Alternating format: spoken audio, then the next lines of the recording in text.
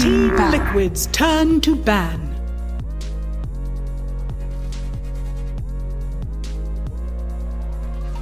Ten seconds remaining. 5 seconds remaining.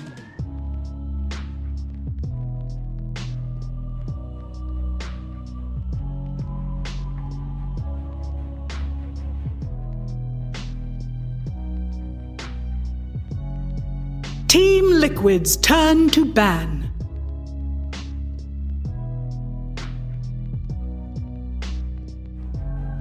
Ten seconds remaining. 5 seconds remaining.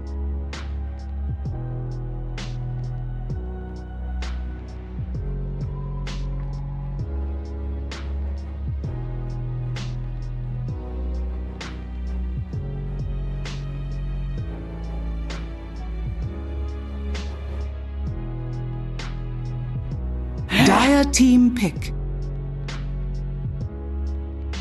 Team Liquid's turn to pick.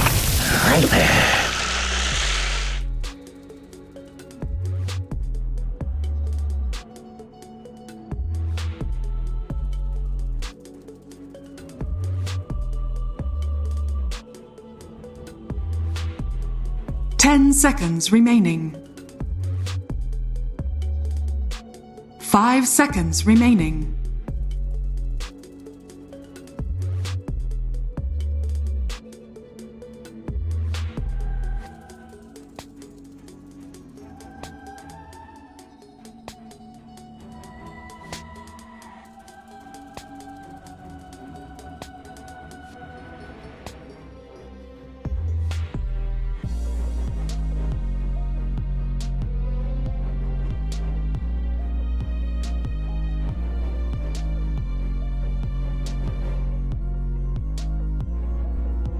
Dire team ban.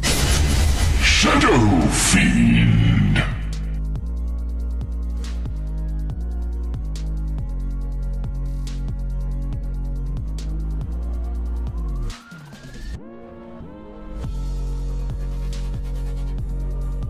Ten seconds remaining. 5 seconds remaining. Dire team ban.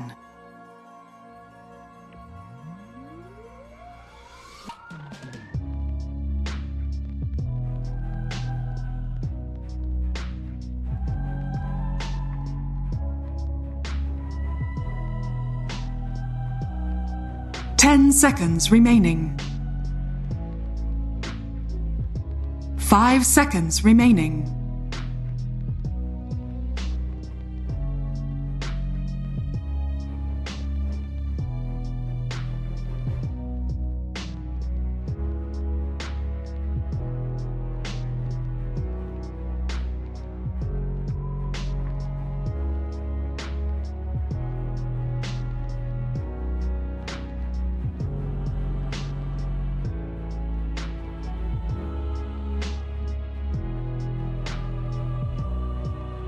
Team Liquid's turn to ban.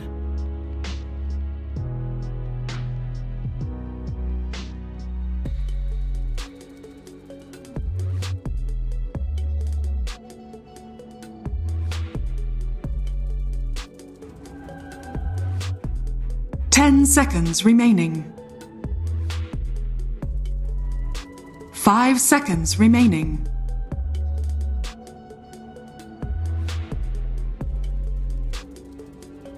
Team Liquid's turn to pick.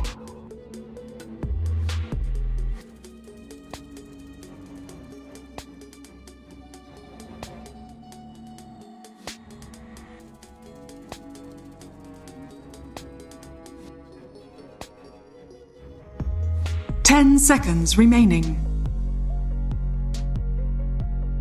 5 seconds remaining.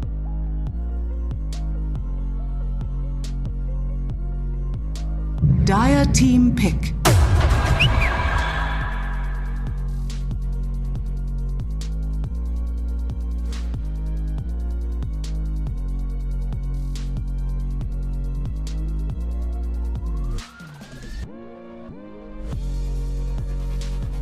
10 seconds remaining.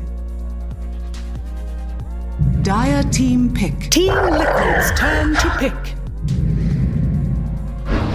Wind Ranger at your service.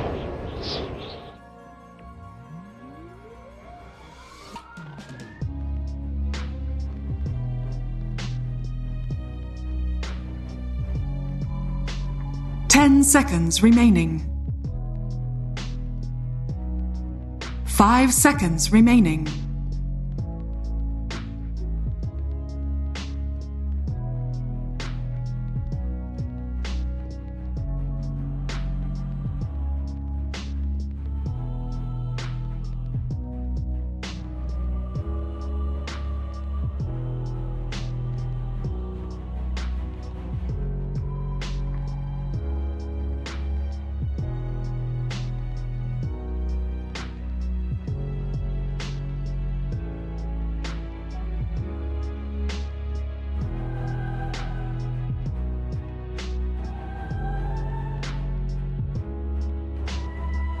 Team Liquid's turn to pick.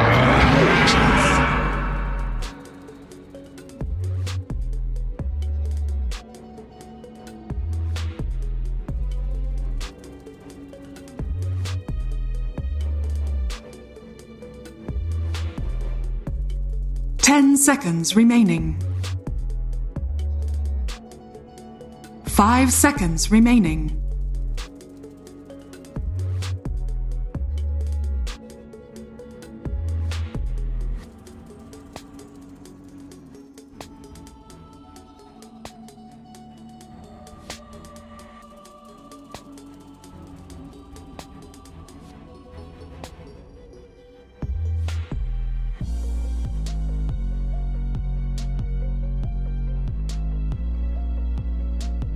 Dire team pick.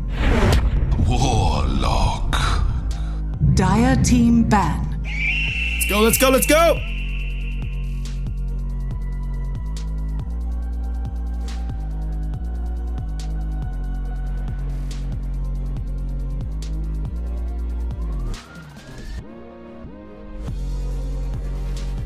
Ten seconds remaining. 5 seconds remaining.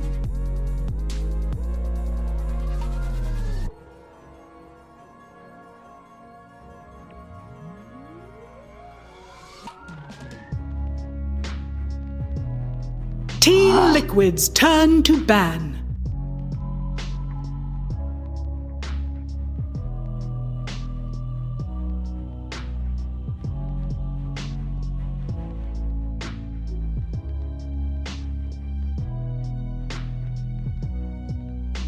Ten seconds remaining. 5 seconds remaining. Dire team ban.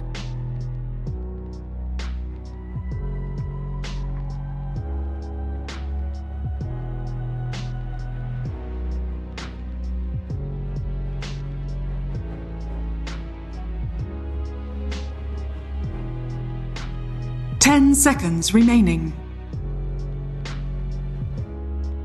5 seconds remaining. Team Liquid's turn to ban.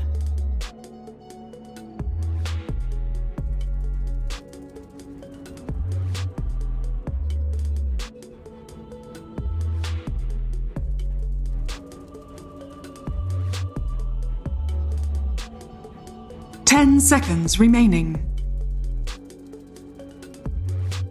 5 seconds remaining. Dire team pick.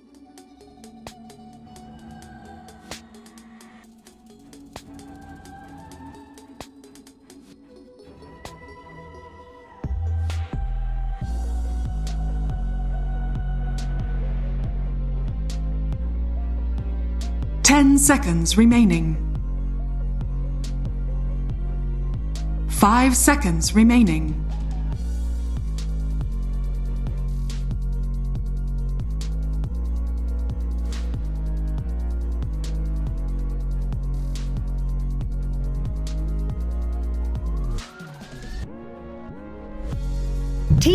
Liquid's turn to pick. Bounty Hunter.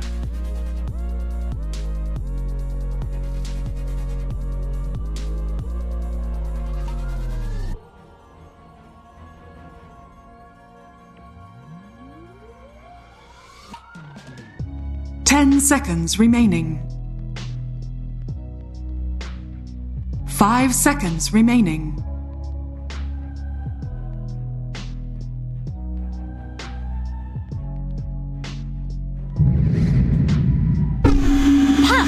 You may now select your heroes.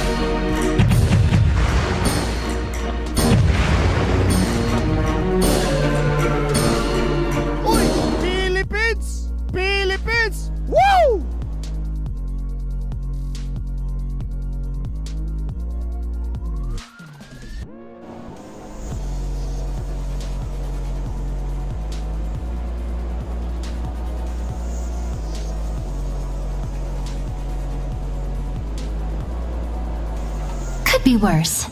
Oh, wait, no, it couldn't. Oi! Philippines! Philippines! Woo!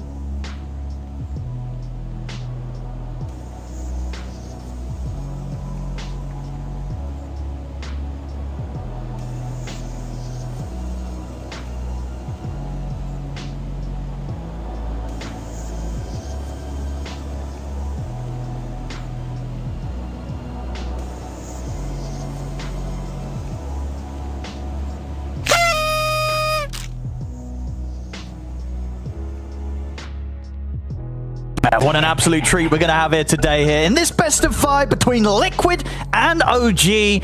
Fogged already, the draft very much delivering. We're getting both teams coming in with their own sort of unique identity. And we're going to get to see them clash head to head. Looking at these two lineups so far, what do you make of it? Is there one of these that to you sort of speaks a clearer route to victory? Is there anything that's sort of got question marks when you look at it right now in the lineups? Not sure about question marks, really. Both drafts look very strong. I think just different approaches, right? I think OG looking for what we were just talking about before is a lot of small skirmishes, coming out of lanes ahead, finding these small skirmishes, high individual burst damage early with like the shuriken and the power shot.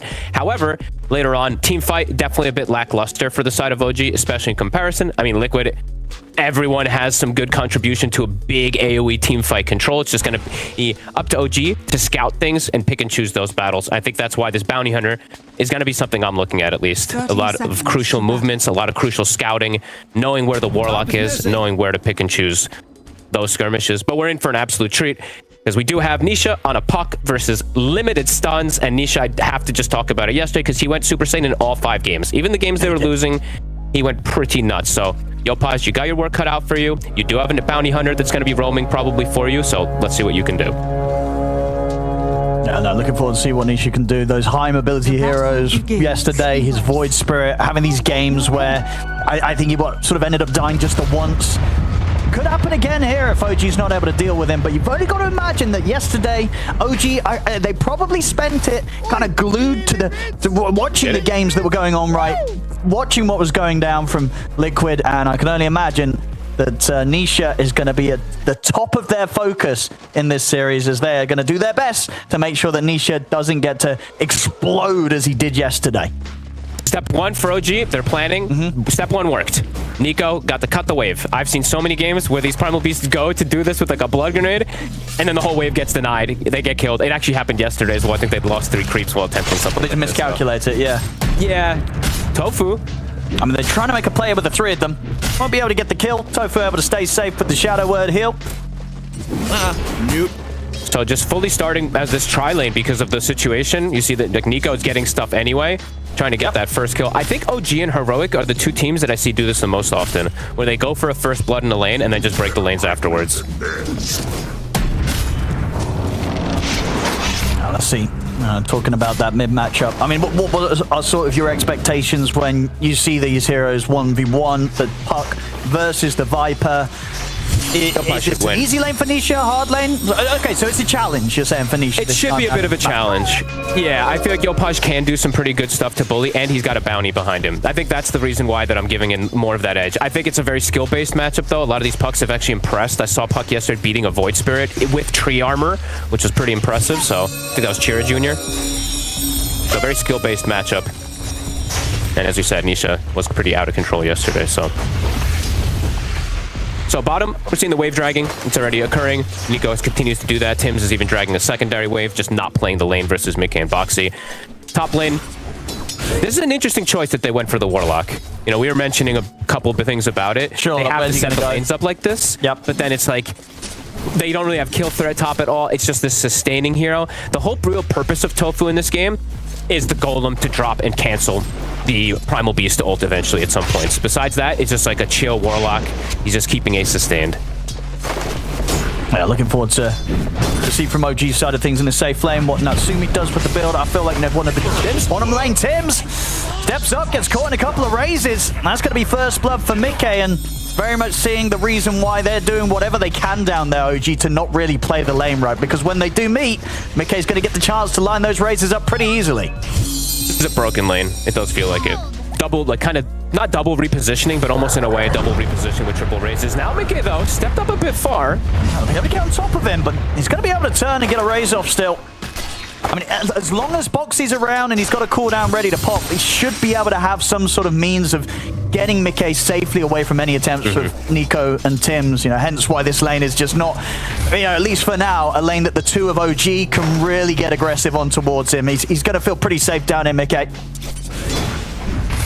Let's see how much Boxy actually moves, because of that, right? Like, he can't really do what I think Liquid likes to do, is go to check those runes in a lot of situations. I feel like Boxy just has to stay here. If he leaves, it's just constant kill threat onto Mickey. Oh, absolutely. Especially if the lane positions, if the lane is in a good position for Nico, which they are trying to reset it. So Boxy doing a great job of stopping that pull. Yeah, and we know OG's very, very good at realizing when those sort of situations do arise, right? If they know he's alone, they're going to be straight in underneath that tier 1 tower. Jump forward from Boxy. Control. Actually ends up dying for this one. Not quite working out as planned that time around there, Liquid. And before playing kind of defensive, just ensuring that Mickey can stay safe and turning around attempts from OG. This time, they try and kind of get something going themselves aggressively there, Liquid. Ends up costing Boxy his life. I'm surprised he goes aggro. I thought this was going to be a much more defensive, a much more defensive lane. Just because Mickey's free farming, you don't need to push the envelope so hard. But guess they wanted to try to punish. He is half health now. Could try for it again. But yeah, sometimes with these heroes, with the repositioning, have you seen like the Magnus support versus the the Primal Beast as well? He actually did a lot of damage back to himself with just lifting and throwing him back. Yeah, you're absolutely right. When the trample's out, you got to be careful moving that guy around. He's going to be trampling all over you. So they'll definitely, I mean, imagine after that as well, yeah, Mickey's probably just saying, yeah, bro, just chill. I'm having a great time. I'm having free farm, top of the CS right now. You know, Mickey, he's not looking for anything crazy out of the lane. He wants to keep it chill, keep hitting the creeps. He's having a safe time. They don't need to go chasing for kills. It's an easy enough lane as it is with the setup. Agreed. I remember I was saying that, you know, in the pre-show, we could have a ton of kills, of course. These first 5 minutes, looks like it's going to be quite a bit more chill just with these lane setups, but still, I do think that we're in for a pretty explosive game. OG even said it themselves. All they want to do is kill. First 5 minutes, Alicia, definitely on the slower side. Mid lane matchup at the moment, still very close. He's got that little bit of a lead. Did get a nice D-ward there, just as the obs was actually about to expire, and was able to D-ward it in time, so an extra bit of a bonus there for Nisha in that mid matchup. The denies are the thing that really stands out for me, the 10 denies. Because yes, you're always nether toxing and pushing so the range creep can get denied, but yeah, 11 in comparison to 6 is a big deal. Nisha's hit 6 first, on top of that ops ward, of course, that you mentioned. Is under attack. And ways to collapse with the Marcy. Then if Mickey stops showing in the lane, right, and he hides and does some like jungling, then Boxy, if he wants to make a rotation, they can around the 6-minute power rune right now. It is true. It just can get a bit spooky, right? If OG look to try and punish that, scam on the Wind Ranger, he can quickly make a move through the Twin Gate, turn that sort of situation where Mickey, if he's left alone, can be getting dove by the 3 heroes. We'll see over around the mid, around the river. Yopaj is going to look to chase down Tofu. Tofu trying to heal up, but the magical damage from Yopaj too much. OG, they're able to take the kill. Can they get more? A little bit awkward there from Boxy. Tries to jump in and sort of initiate with the dispose, but kind of ends up helping Yopaj there, throwing him down to the safety of the river. Ends up being 2 dead on Liquid. So some of these early moves are a little off the mark, and Boxy sometimes comes in with these great moves up and down the map. First few minutes, it's a little bit rocky this time from him. Little shaky, and the 2 supports from OG, they actually are way better at skirmishing around this rune. Warlock really doesn't contribute anything. The Marcy's fantastic, but yeah, Warlock does nothing. So Tims walks in, casual little hit, and now looking for an aggressive move. I mean, look at this down bottom. This is exactly what's sort of expected, right? OG, as soon as they know that Mickey's left vulnerable, they'll look to punish him. Now that he's got the 6, that they're not going to be able to continue to commit for the kill. But definitely shaking him up a little bit. I'll get the ward down as well beyond the tower there, Tims. Get some good info for what backup's coming in. And Mickey's going to be fine this time round. It's a good job that he did have that 6. Allows him to sort of threaten them back when they dive him. But definitely showing how ready Liquid's got to be for those aggressive plays to come in from OG, because they will come in on that bottom lane. 100%. Boxy will find the ward, so it does at least get a D ward. Is up to level 4 now. But got to be careful with any of these movements. Yopaj getting himself a double kill. Now has that separation at least versus Nisha. Dire's top tower is under attack. Yeah, I like this as well. I feel like I don't see this much. Do you like Skem's little early game build on his items? I've been seeing, I was talking to you about this the other day. It's just the rise of Fairy Fires because of the branch costs, I think. We're seeing a lot more double. I haven't seen triple Fairy Fire much. Triple double Fairy I haven't Fire. seen a lot. No, there you go. Bottom. Get the Requiem off onto Nico. He's got Tims by his side. Boxy and Mickey are going to try and chase him down, but they won't have any further gap close. So Nico going to be able to walk away from that one. And this is definitely a timing right to bear in mind in this early laning stage. We'll see over in the mid. Viper Strike thrown down on towards Nisha. He's got an orb to try and jump away. Will be able to dodge both the shackle shot and the power shot, so Nisha will survive. But definitely something to have in mind, right? The fact that Mickey Requiem's on cooldown for 90 seconds, that is quite a period in which that he's not going to have that ult to protect himself if OG looks to try and make a move down there. They're going to get the catch on Tims, though, Liquid. Tims caught underneath the tower.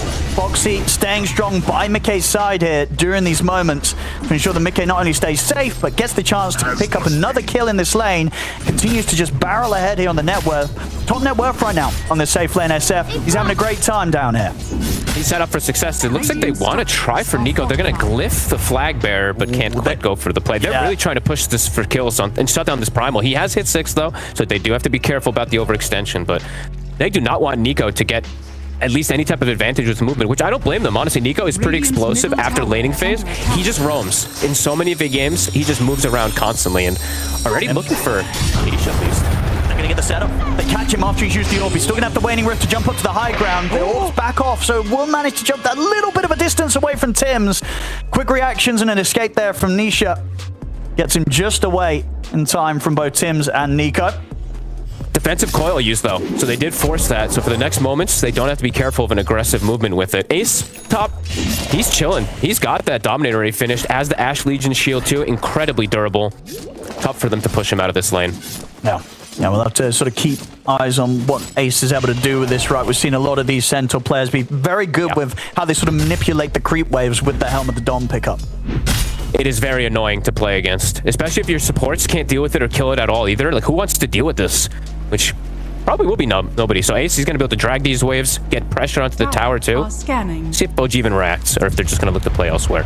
Probably look to play elsewhere. Yopaj does have boots of travel finish, so can be very mobile. Looks like they want to just steal stacks, though. That's their focus. A nice little double stack that they'll be able to take away from Liquid. Dies super fast, so... Looks like they're thinking about Ace. He's got Stampede. He's starting to take a lot of damage here. It's a bit of a tough one to kill. Shackle's not going to latch. No tree there. Stampede, yeah, already off. He's easily able to create enough distance and get back under the safety of the tier 1 tower. Still, not going to be an easy kill really to go for. At the moment, sure, the ultimates are being forced out of Liquid, but it is allowing them to keep themselves alive. They have to use their ults defensively, but it is getting the job done. They're surviving. They're still able to get a good bit of pressure coming in now around the siege creep on the mid. We'll see both Nico and Yopaj turn up on OG to start pushing back against Nisha and Tofu. Tofu is now hit the 6, so we'll have the golem ready for a play. See over in the jungle, Tim's is getting chased down. He's going to look for the deny to the neutrals, and he'll be able to find it there as the tendrils of the deep comes in from the Croaker. Information gathering. That's Tim's job. Scouting out where the Marcy is, scouting out where the puck is, keeping that information so they know if there's an aggressive move they can make onto Mickey. He'll die probably a lot on this bounty hunter going for these information plays. It feels like this game. Something probably pretty appropriate because they don't want them to just be able to sit back and free farm on the side of Liquid. As we know, OG, they like to play skirmish heavy, they like to play quick. Natsumi has queued up the Deso as well, not going for the farm route. Oop. Random power shot. The smoke coming in. I mean, they want to try and make a move aggressively now with the Dream Coil, back off cooldown, and the fact that Tofu's got this 6. I mean, they could just drop the ults on Nico here. So Boxy, he's coming in with the setup. They might not even need the ults. Honestly, with the control they have, they'll drop the golem just to ensure that he's not able to jump out or backup's not on the way. They get the kill. They'll turn it into a push here. So Liquid starting to group up now, 12 minutes in, ready to look to take these objectives. And I guess they know, right, at any point of this early game, if Nico's off the map, if he's dead, OG are probably not going to look to form a sort of defense against these pushes from Liquid. Nico is pretty crucial for the entirety of the team fight on the side of OG, to be honest with you. So if he's dead, it's hard for them to really make too many aggressive moves. Nisha has oil available. I mean, Yopaj is getting very aggressive there. He's going to force out the TP. Stampede's there. Boxy and Ace ready to close the gap on him. He's in trouble, Yopaj. Blown up by the Requiem. I mean, anytime you're sort of hanging around in that tree area, it's sort of pressuring the enemy mid, you got to expect this sort of TP reaction to come into play. Maybe with the fact that Liquid showed so many down on the bottom lane, Yopaj didn't think that there'd be that sort of TP level of backup ready to come in on the mid, but it was there. Liquid turn up after killing Nico bottom and taking the tower. They go over towards the mid lane, kill off Yopaj. They get that tier 1 as well. Liquid, they're starting to get the show going. Liquid's been super good at just responding and just playing fast, and that's why I was very excited to see these two teams match up because of the pace that they both usually play at. Liquid today, at least this morning right now, reacting just a bit better. These movements, they're feeling strong to take any team fight. Right now they don't have any cooldowns at least available, but they're still feeling confident to take the fights. Looks like they might sack this tower since they have literally 0 ults. Yeah, now that Nico and Yopaj are back out on the map, ready to start pressuring objectives together. Liquid, they'll respect that. Let the tower go. Radiant's bottom tower. I think Yopaj overall just has to be more... He can't do that type of like super deep aggressive play if his Primal Beast is dead. If his Primal's alive, maybe he can do something like that, but even then, that one was just a bit too deep. Okay. Insane levels of farm for him, 7,200. Following around with Boxy and with Tofu, not splitting away too much. They're really playing together a lot here on Liquid. I think for OG, the timings they're going to be looking at, right, is having the Blink Dagger done on Nico. He's about 1,400 into it. And then obviously for Natsumi, Deso is pretty much completed. When that's there, he's definitely going to be considering turning up to some of these defenses if Liquid continue to play aggressive and fast into them, start stepping up towards tier 2s. Obviously, when the 20 minutes comes up, looking towards like the Tormentor and the Roshan, Natsumi, he's not going to be afraid to get involved now. No, and they actually are going for Pipe also to time things on Yopaj. Let's see if that ends up working. It is a ton of magic damage on Liquid, but you can never... I mean, it's a Shadow Fiend. This is one of the highest physical damage right-clickers at the moment, so... See if that works out for Yopaj going for this this build. It can make him fall off pretty hard if they don't win the fights with this pipe. It's a bit of a deep attempt here under the tier 2. They came in with the smoke, make the jump over the ward scan. They will kill him off. See if they can get out, though, because OG, they want to fight back. They get the setup on the Nisha. The Requiem comes out. First was already there. They killed Nisha off. Jumping forward. They get the full combo off. Here's Liquid. They don't care that Nisha's dead. You know, they can take the puck, OG, but Liquid, they were more than ready to keep that fight going. That was a rough effort from OG to try and punch back there against Liquid, ending up losing 4 heroes to get Nisha. I mean, obviously, Nisha, he's a very, very valuable kill, but losing 4 heroes for it, that's going to hurt. That's not going to slow down Liquid anytime soon. No, and this could get pretty painful pretty quickly. I was just mentioning the Viper's build, right? If he's going to go down this pipe build, he dies again even before having it. He not only just dies, he gets completely massacred. A picture-perfect team fight from Liquid without their Centaur. That's like a 3v4, 3v5. Yeah, that's rough. There. I mean, just straight away, the Requiem and Golem was immediately ready for reaction. Back in action, Natsumi ends up getting caught down on the bottom lane. So they might not have killed him in that sort of scenario over in the mid, but as the game continues, OG not just losing that 4 heroes around the mid lane, then I'm losing their carry randomly down on the bottom lane. Liquid, they're starting to look pretty scary pretty early on here, folks. Yeah, and OG overall with their lineup, they can't really be hemorrhaging like this early. Since they don't have team fight advantage, it's not like they have an option at some point where it's like, okay guys, we have a disadvantage, we're losing, let's group up and go. The group up and go will just play into Liquid's hands with all these cooldowns. Wards as well too, we see Liquid's placement. After that one team fight, Tofu has placed 2 super deep wards to watch any movements that are coming out. So Liquid very on top of these. I mean, this pretty much the entire early game so far here. Let's see what I'm worried was going to be for OG. I mean, as you say, obviously looking for the team fight. It's not easy for OG now that they are behind, down 6k.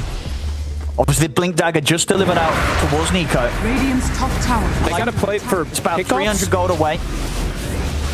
Somehow, I guess pickoffs in a way with the bounty scouting and then boots to travel and try to outnumber. But the problem is, like, when you lose these sequences of team fights versus so many big cooldowns and big, you know, long duration cooldowns, they get to come back up. So everything is starting to come back up for Liquid for that next engagement that kicks off. So let's see where OG does want to go, because that pipe is about to be finished for Yopaj. I feel like if they need to win that next fight hard with the pipe, or I'm not sure what the plan B kind of is.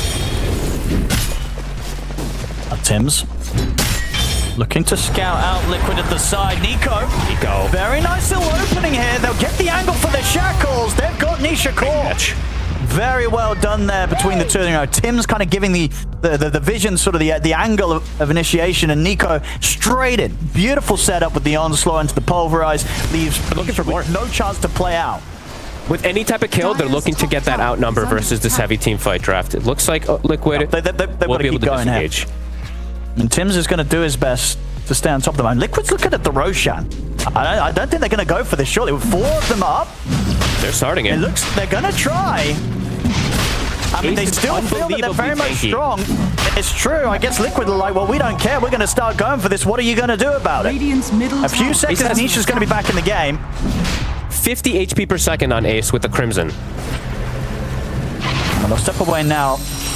They're more content to get a kill first before they do go for that Roshan, but I mean, they can, yeah, they're going to keep weaving in and out of the pit. Now, the question is, can OG do something to stop this? Or do you look at the fact that Liquid's got every single ultimate ready to go, and if you're OG, you say, well, maybe we can't force this. Gotta be some crazy spell casting for them to outplay Liquid here.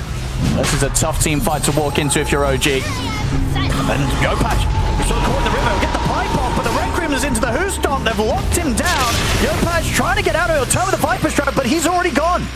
Yopaj not at a point where he can really afford to just tank the front of the team fight. Over to the side, Tim's is chased down. Nico will come crashing in to take out Box. He gets the pulverize as well on towards him, but the Golem comes out for Tofu. Onto the 3 of them. OG, they've got to get out of here. They're on the retreat. Nico's been found. Liquid chase him down. OG trying to poke Liquid around the Roshan, and indeed when you see the result, the outcome like that, you can certainly see why Liquid, they were very content to just sort of absent-mindedly go for this Rosh, because they know at this point, OG, they can't do anything about it. They have no, like, they can't really frontline because the problem is Primal wants to be able to get an angle to get this initiation. Even though he did get the rock throw, which I love, he can't find this angle. So Viper tries to frontline and just dies. There's no way that Yopaj with a pipe can versus the amount of damage that Liquid has. Yeah, looking very concerning. Aegis now for Mickey, who's already having a completely free game. And he's keeping the presence stacks going in a lot of these team fights too. I do have to mention that. So they usually get like a kill and sequence it right afterwards. That's very true. Yeah, 29. His tank is so tanky. And he's got backup coming. Shackle will latch with the Viper strike. They'll start to bring him down low. They'll get the pipe and the Crimson off, and now the backup's turned up. They really want to try and finish off the job. They'll get him, but it's going to cost them Yopaj's life, maybe even more. Natsumi does get the invis up, but now the dust is out. Well, that vision upon him, he'll jump up to the high ground, go straight for the TP, but Foxy's able to drag him back down to the low ground. They kill off Natsumi. Scam, he'll be fortunate enough to TP away. But yeah, even in these moves where they're getting something, they're losing so much more. Nisha behind the tower with the amplified damage, and the Dream Coil takes out Nico. Liquid get the chance to clean up the Tormentor. Liquid, they're just getting everything. And OG, it's at this point, it's kind of hard to see what they can find. This game is slipping away from OG rapidly. And they're trying to do their, their OG specialty where they just kind of run at them and try to pick them apart. Liquid they're like, okay, we know how strong we are. We're just going to match you. We'll fight right back in every single one of the occasions. Honestly, Ace is unbelievably farmed too. We give a lot of credit to Mickey and Tanisha and the supports. Ace is quietly farmed. He's got Pipe Crimson and the Dominator. Like, I was watching him and he was not really dying. They had to commit absolutely everything onto him. Gave time. Okay, up to 4 stacks. And 30 Necromaster, we should point this out too, since he has to die. Going up and up. The extra stalls. It is stacking up. It's going to be interesting to see how OG try and sort of get themselves out of this position. They have turned around some tough games before. Another cool thing to point out, I don't really see most players do this on SF, so I did want to highlight it. He leveled Feast of Souls, by the way. Top, Nico. That's the 2 supports. Yep. Pretty much doing it just between them. Nisha will head over to try and get in on the action, but they pretty much indeed had that kill with just the supports, as you say. Pressure's coming in on the mid. Mickey starting to tease around with the tier 3. Still 2 minutes and a half on this Aegis. I mean, it's 22 minutes into the game, and Liquid, they're threatening the high ground. Ace. Parking himself. What do you do? What do you do? Liquid. This is. I mean, this is Bounty's nightmare. Come out. I mean, it really is, right? And I guess this can be sometimes the struggle, right? When you go through a bit of just a bit of a different support duo, right? We're not seeing other teams run kind of the Wind Ranger Bounty. It's something different, and especially when the game kind of comes at you this fast, you start to feel a little bit helpless. Oh, you truly do. They got that, the little kill around the power rune, and then that was kind of it in terms of what the supports were able to contribute. Liquid, a very well-rounded, insanely strong team by Drek. Nice deny, Yopaj. Okay. See if you can get the double. They're going to keep going. I mean, I think that the Liquid's going to be why not. It's getting close to the point where they can kind of A-click down lanes, and it's not easy for OG to stop them. Natsumi, BKB's done. This has got to be kind of the all-in play, it feels like here. Nico is behind the supports now on this Primal. Can they get the big wraparound? Can they wipe everyone and isolate Mickey somehow? The game could come crashing to a pretty brutal end. Very likely. If this doesn't go well for OG. Nisha in position too. Look how defensive Nisha's being. And the scan's been hit. So Liquid know that this is sort of coming in from the side. Goes toward the north side. Nisha orbs to scout. He sees them. Yeah. I mean, they're still pushing the high ground. Tim's is just dying inside the base almost. He'll get back with the invis. Super low, though. They'll have to use the fortification. They're going to try and close in on them. Jump Tofu, but Tofu's still able to get the golem off. He gets the golem down on towards the Natsumi, commits him with the BKB, trying to chase Tofu, but the Stampede, the Crimson, keeps Tofu alive a little longer. He'll finally fall, but it took so much coming out from Natsumi. The Natsumi still ends up dying. Yopaj caught in the Dream Coil. They'll tap out of this one. 24-minute victory here for Liquid in game 1. My goodness, OG, they weren't ready for them in this first match, Fog. This was quite the snowball, quite the stomping. Insane team fight. Wow. Lanes did very well, the SF in particular. Nisha also, right? Nisha kind of won the mid lane versus the Viper as well, too. The bounty rotations were not a thing, and afterwards, just massive snowball. All three lanes looked really strong.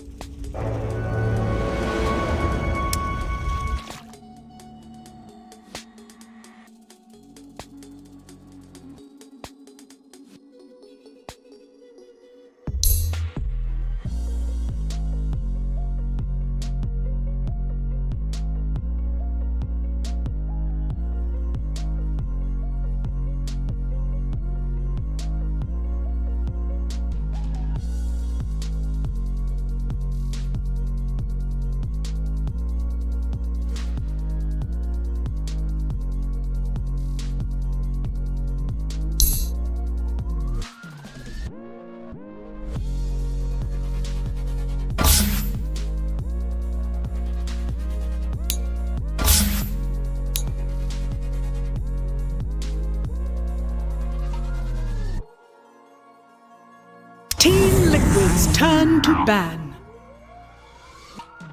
Radiant team ban.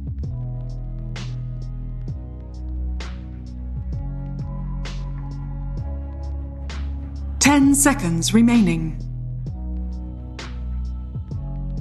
5 seconds remaining. Radiant team ban.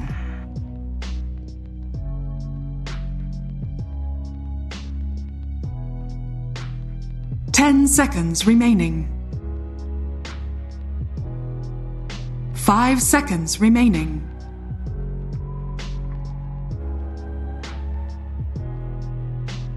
Team Liquid's turn to pick.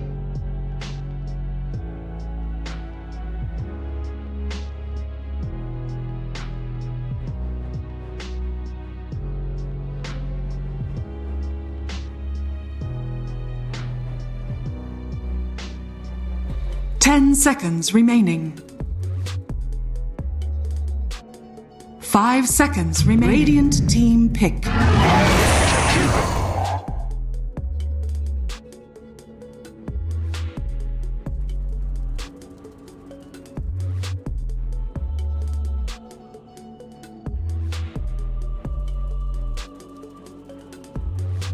Ten seconds remaining. 5 seconds remaining. Team Liquid's turn to ban.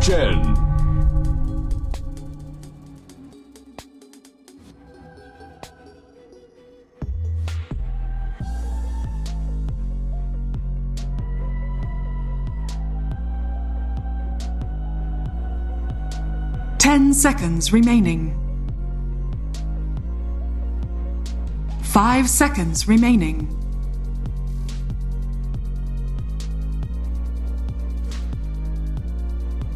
Team Liquid's turn to ban.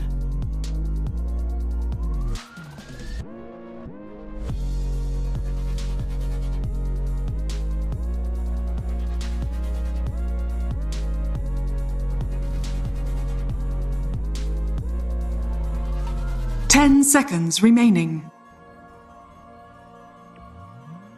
5 seconds remaining. Radiant team ban.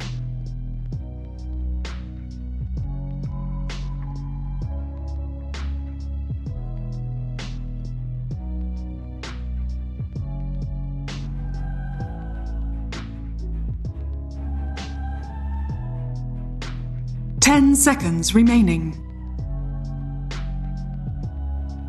5 seconds remaining.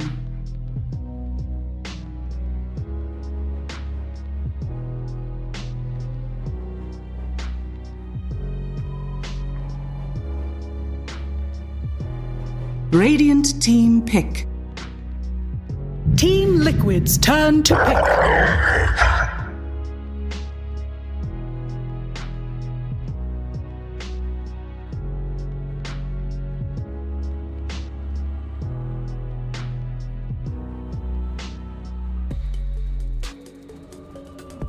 10 seconds remaining.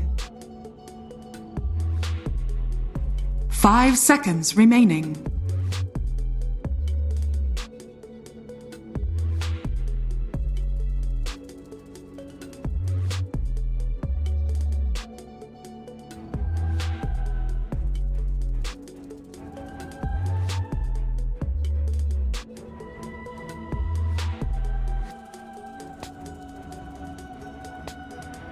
Team Liquid's turn to pick. Dusk.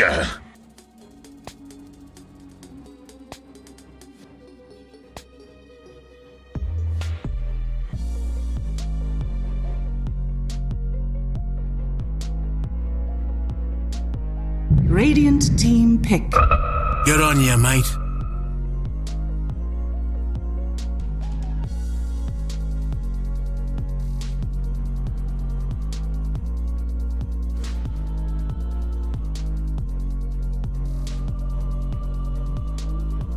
Ten seconds remaining.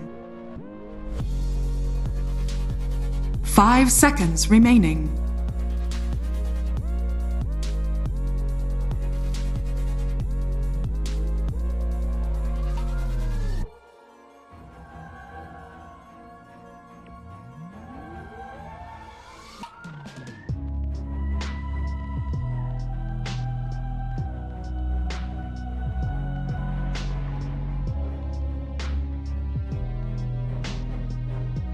Radiant team pick. Weaver.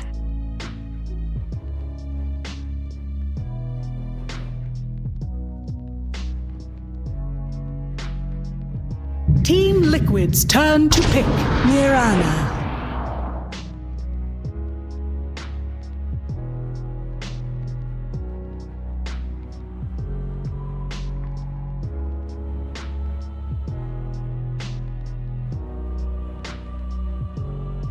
10 seconds remaining. 5 seconds remaining.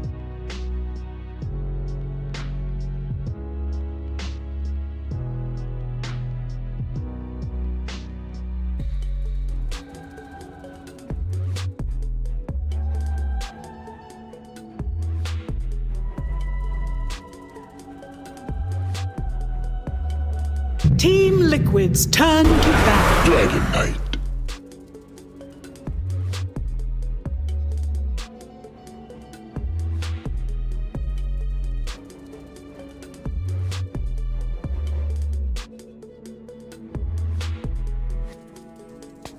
Ten seconds remaining. 5 seconds remaining.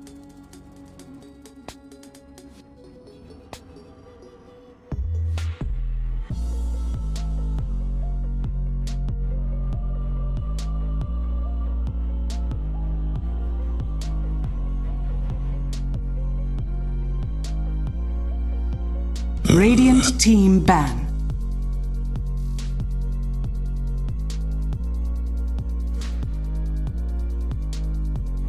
Team Liquid's turn to ban.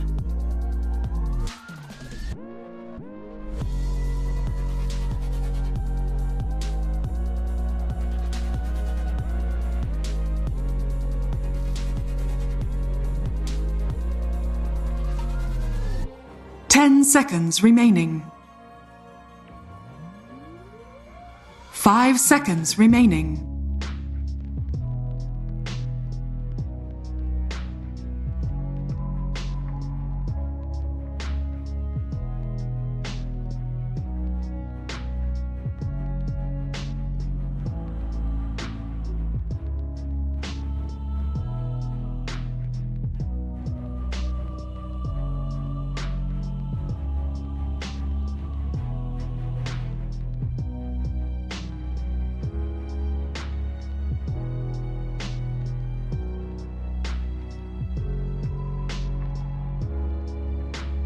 Radiant team ban.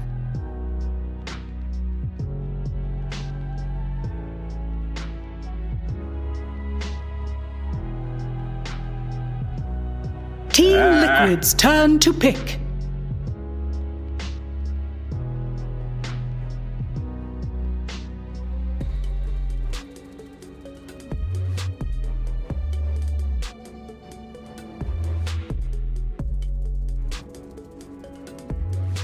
Ten seconds. Radiant team pick. Void incarnate.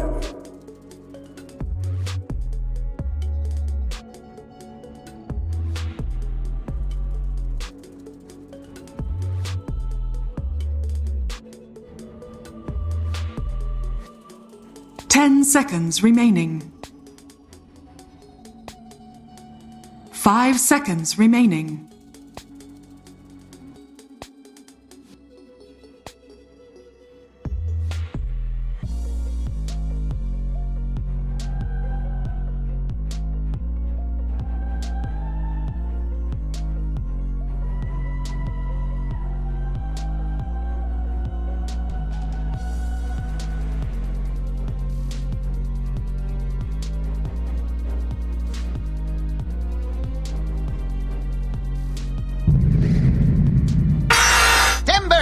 Choose your hero.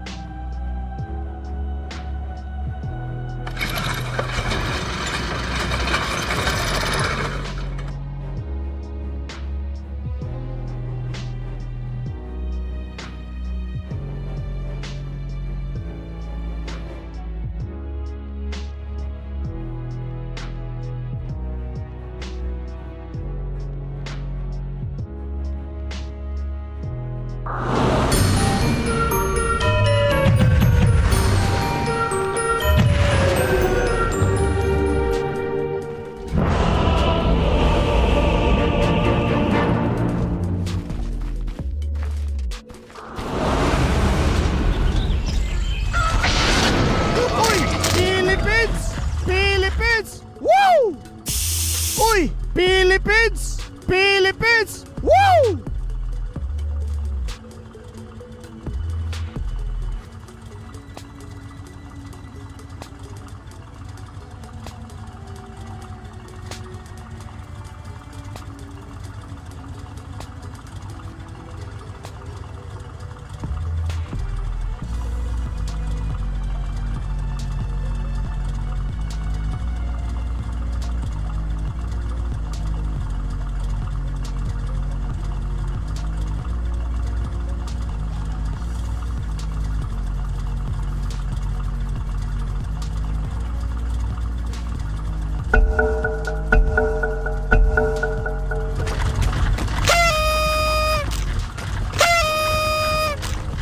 Here we go, ladies and gentlemen. Time to get into the action of Game 2. Ready to play out between OG and Liquid. And Fogged, I feel like we've kind of been here before. You know, Liquid coming in with a little bit. A pretty similar, identical draft to what we had the other day from them that worked out pretty well. The question is, you know, did OG do their homework, watch those replays, turn up today and say, okay, you want to do that? We've got a plan against this. Do you think this is going to work out for OG? Have they solved what Falcons couldn't yesterday against this lineup from Liquid? I don't really like the last pick that they went from, really, with Quinn. Timber saw mid. If I was thinking exactly, if Mallory's not playing this hero mid, there's a worry, right? So let's see what Yopaj can do with it. I definitely have my concerns for them because Liquid yesterday, they got to just kind of hit creeps when they played this lineup. They hit their 2 timings, Ags Largo plus 1 or 2 items on the Void's purpose, and the game was over. Like, there was literally no chance, you could tell. So let's see if this approach comes in better, because I do see some limited damage. Especially if this Timbersaw struggles at all, I see some limited damage on the side of OG. So let's see what we do get, as you can all follow, of course, on Polymarket with our official prediction market of Blast Slam. And let's see what we get for this game.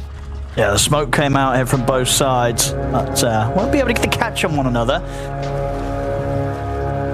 Let's hear if they want to try and contest for this rune. They do have the numbers here, Liquid, the 3 versus the 2. Yeah, OG won't try and contest for that one because they're happy getting the elsewhere. They'll manage to get the advantage, get the 3 bounty runes to start this one off. OG.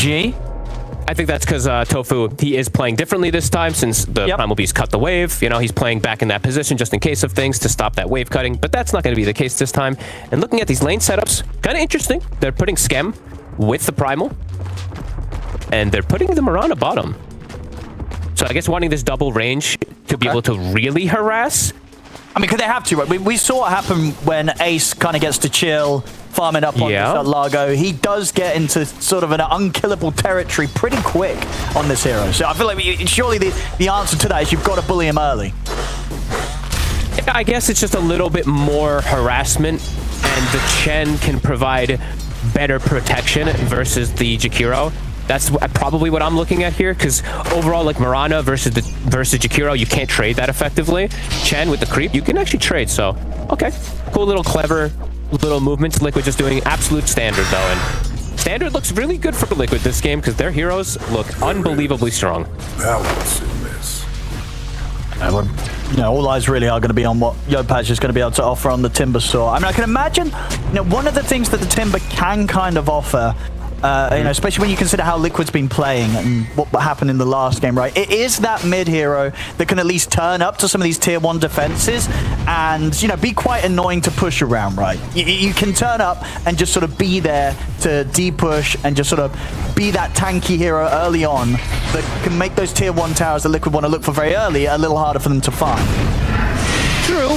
I would say that they have some good bursts though on Liquid, especially with the void. Like it's not physical burst. It's a lot of magical damage, and Tusk can sometimes just make even tanky heroes look quite a bit squishier. But let's see. Honestly, the Timber Saw is the biggest question for me in this game.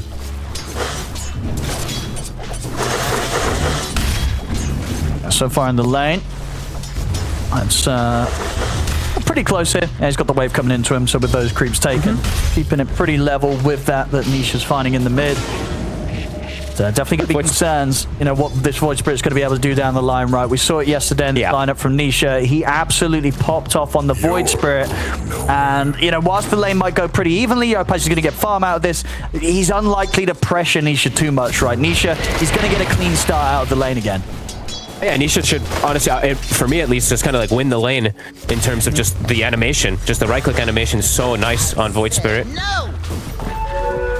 And he's comfortable on it too. We do have to say that, right? Nisha super comfortable with what we saw yesterday. Bottom, Bugs, won't connect. Playing Weaver versus Tusk, I wanted to mention this one too. It can be a bit annoying in terms of mid-game. Right now, good attempt with the shards, but Tim's able to jump over, finish off the job, get that first blood secured for OG. Mid-game, it's annoying because the snowball immediately removes the bugs, but inside the laning phase, you can still, with the double harassment of the range, we are seeing why they did want to have this versus the double melee, but Ace is still getting a lot, 19 and 2. He is. He's having a pretty easy time to hitting the creeps down here. Just keeps licking it. The range creeps, gets him every time. He actually was able to get that first healing Lotus. And yeah, it looks like for Scam, he just has a healing creep now that he's been able to find, and he's just keeping Nico sustained. Not able to really pressure Mickey whatsoever up here with the Chen Primal Beast, though. So it's going to be free farm on Mickey. So all three lanes do look quite good for Liquid, I would say. At least in terms of just being able to farm and not really die. No, very, very sort of hard to find opportunities to get those kills. Maybe a sort of a support opportunity as we saw down there earlier. Tim's getting to chase down Boxy. Yeah. But outside of that, difficult to find early action. It's pretty much only if Boxy makes a bit of a slip up, right, from all the harassment, which he did do before. Tim's will have to take that water rune. Looks like they're trying to bring the two supports to assist Yopaj to at least get him the power runes, but Nisha was actually able to get the water rune top, and Yopaj doesn't get the bottom one, so he doesn't get a refill on the Timber, even with the double rotations from the supports.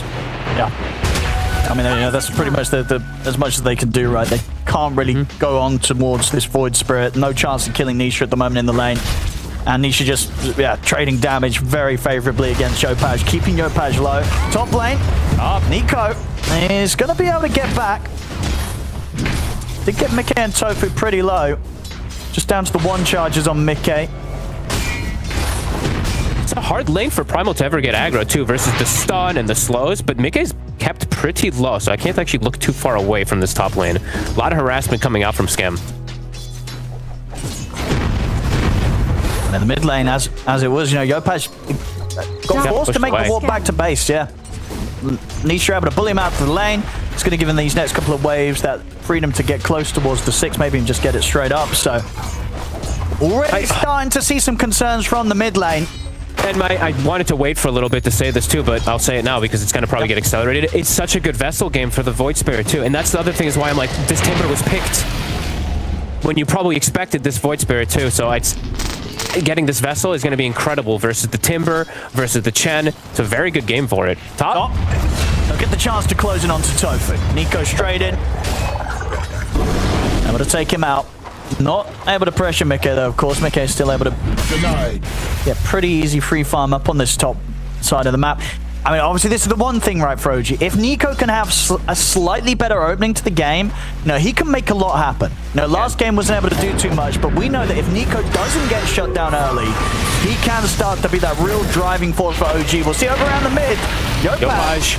He's going to get caught in the shards here. He's got any way out of this one. Snowball's heading over. Closes the gap on towards him. They're coming in with the burst of the Dissimilate. That's Yopaj gone. Tim's trying to find Boxy here with this last jump forward. Boxy will fall, but Tim's ends up going down. Skem might just be able to take Tofu out, but in return, Nisha, he's just going to be able to clean up a double. So you can see OG trying to fight back against Liquid, but when the outcome is Nisha surviving throughout it all, getting a double kill, it don't feel too good if you're OG there. Definitely not. I mean, Nisha reigns supreme, gets level 6 and change almost level 7. Yopaj is only 5.5. So pretty crazy that he's been able to find that when he sends him to base earlier. Big stuff. He's level 7. Yopaj is about to hit that 6. That is a big deal. Contesting for the Shrine. Natsumi feels strong. That's tough to do though, Ball. Coming in over out of the Shrine. He's got one leaf to play with, but indeed, that does mean that Natsumi is actually able to get in and steal that Shrine, so... Snowball not quite working in their favor there. Just ended up giving Natsumi the freedom to get the steal on that one. Of course, on the other side of the map, Skem also secures their own, so both 7 wisdoms going to OG. Yep, and Boxy will... I mean, I know why he did it, right? He does the snowball because you have the bugs on you, right? So you want to dispel them, and then you're like, wait, oopsie. Yep, that's 7 minutes coming up, yep. It happens.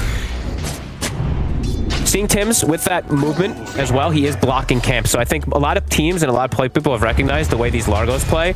They just back up to those 2 camps, and then they just farm them with the Frog Stomps. We saw 33 do it earlier in this tournament. We've seen Ace and a couple other players as well. So looking to slow down that farm. But it's 3 cores with absolutely pretty much the same net worth on the side of Liquid. Radiant are scared. Let's have a look at this 8-minute power rune. Eyes around the top one. Tofu's looking pretty dead. See Natsumi grab the regen rune. See if they can turn it to more OG. They get the setup on towards Boxy. Gonna look for the dive in to finish off the job. They'll get him. Now they look towards Nisha. Nico closing the gap with the onslaught. Nisha's got a couple of astral steps left to play with. We use both of them to get underneath the tier 2. He should be fine. And a nice little move there from OG, bringing in the numbers, ensuring that Nisha doesn't get the chance to get the power rune, and that OG find this opportunity to get a couple of kills, take out the supports. Radiant's bottom tower is under attack. That's the OG that we usually see, is even if the lanes don't go in their favor, usually you see like a 4-man, 5-man kind of collapse around that 8 to 10 minute mark. This time they do make the move, and yep, you said 2 supports killed, not going to find Nisha, but put some pressure and show that they can make moves, even bringing the Weaver in from bottom. Chen, Skem should be in a lot of trouble. Mick able to get the wrap round, sets up with the Dragon Tail. He was deep, way too deep.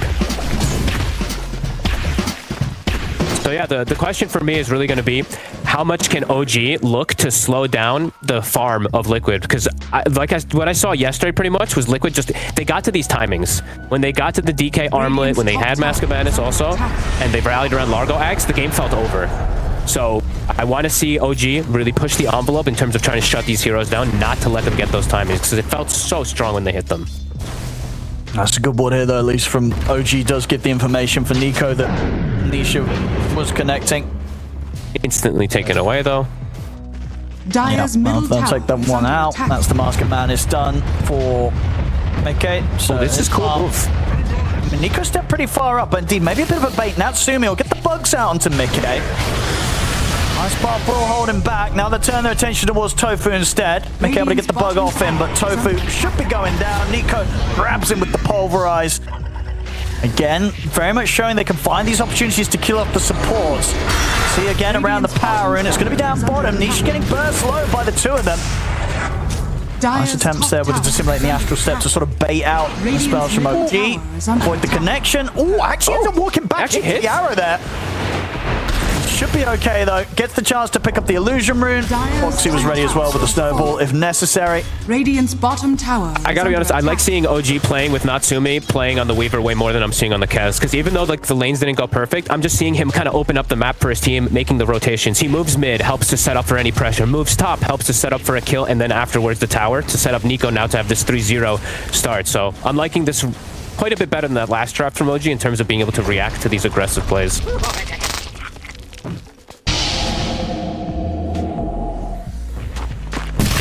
He does have 2 components already though, so that liquid timing, it is gonna hit pretty quickly. Dire's bottom tower. So we're gonna see how OG contests the group up around Largo, where he's amping up the Void Spirit, preventing slows, and just keeping them sustained constantly.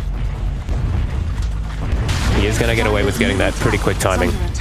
Because yeah, we saw yesterday, right? That team fight sort of sustain and potential just seemed to be impossible to break.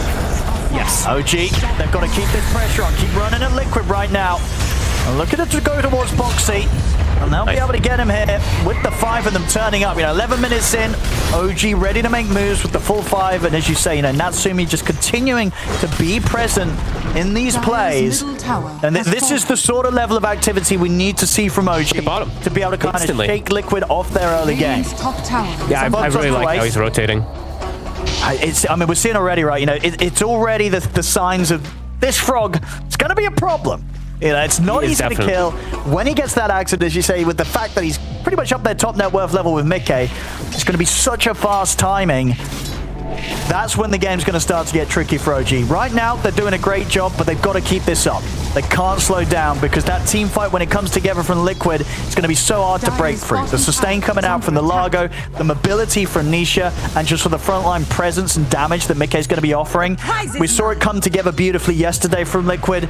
There's a high chance it might come together in the same way this game, unless OG can really keep up this high level of activity and just not allow Liquid to get to that point, or at least when Liquid do get to that point, have enough damage output from their key heroes, such as Natsumi on the Weaver, who's very close to the Maelstrom. It's nearly got it done, just about gloves of haste away from it. I think Yopaj has to just pretty much have his target priority in these team fights, just all about Largo, right? Just kill him, delete him with that big burst damage from the world, because he is high strength. So can look to pop him in a way if you can get on top of him and get the connection. So that might be the approach they look for. Because yeah, otherwise the frog does his thing. The Radiant's middle tower is under attack. It's the OS frog, literally. Yeah. Moving, look at the blue bottom, Nico. Here we go. Straight for him. Kill that frog. Straight in on the waist. Get him out of the lane. Get him out of the game. OG, they know the plan. They know exactly what they got to do. Go for these plays. Get these tier 1s. Much better early game from OG here in this game 2 as opposed to what we saw in game 1. And we're seeing what we need to see from them. They're not slowing down, OG. They're constantly thinking about the next move they need to make, and they're making it happen. Yeah, these last 6 minutes have been really nice for them, just contesting and outnumbering, constantly just bringing it Natsumi, bringing Nico, looking for those moves, and Nico now does have the blink, so as we saw there, can get any type of setup, because Liquid, they want to just farm. They want to get to those item timings, so as we said, OG, if they can slow these timings down, can be pretty big. Now they have the gold lead themselves. Let's see what their next move is going to be. Yeah, this is... Looks like Natsumi is just oppressive positioning for now, just denying farm away, playing in this area. He feels pretty safe. He feels pretty safe right now, at least before there's any sort of Blink Dagger online on the Tusk or the DK. You can get away with this aggressive positioning. Mid. Around the mid. Diving the tier 2 might be a little too much right now for OG, so they'll hold back on any attempt there. But without doubt, you look at just looking at Nico's scoreline, right? The fact that Nico 3-0-2, he's having a good start to the game. We've seen many times where that normally tends to end up, leading the game towards if you're OG. And Nico, if you haven't shut him down at the beginning, he can just run away with the game. He can. He is super important for this team, and I think all the games that we saw, the games that Nico struggled, OG struggled. The games that Nico owned, OG kind of owned. So far, so good for him. Blink on him, of course, and we do see the Atos now for the Timber, so looking for a secondary catch. Okay, the timing for Liquid, as we said, it's gonna hit pretty much in the next 300 gold. Ace is gonna have the Ags. Yes. They're gonna have the DK with Blink, Armlet, Mask of Madness. So see if OG is ready for that team fight that's very likely to kick together. I should have said this yesterday too. I was just there's a lot of mechanic little things, but never forget about the groove in armor. That was one thing I kind of just slipped up, even though I play so much Largo, is how much he was buffing himself up versus something like Weaver bugs or just physical damage. Yeah, it can definitely mean that, as you mentioned yesterday, right, even though you're not necessarily easily able to focus taking the bugs out because you want to keep playing your song. Exactly. Kind of counteracts the amount that's trying to bring your armor down, so Yeah. doesn't always feel the worst when you have a bug on you as Largo, as long as you're playing that guitar. Let's see if he can keep himself distanced from Yopaj, because Yopaj will kill him quickly if he can get a couple Whirling Deaths on him. Mickey won't get the stun. Look at the arrow. The arm they're on, pretty tough to take down, and Liquid's going to look to try and strike back here, make the jump on towards Tim's. They get the grab on towards him, the heal will come out from the Chen, keeping Tim's alive, and Nico's able to turn with the pulverize on to Boxy.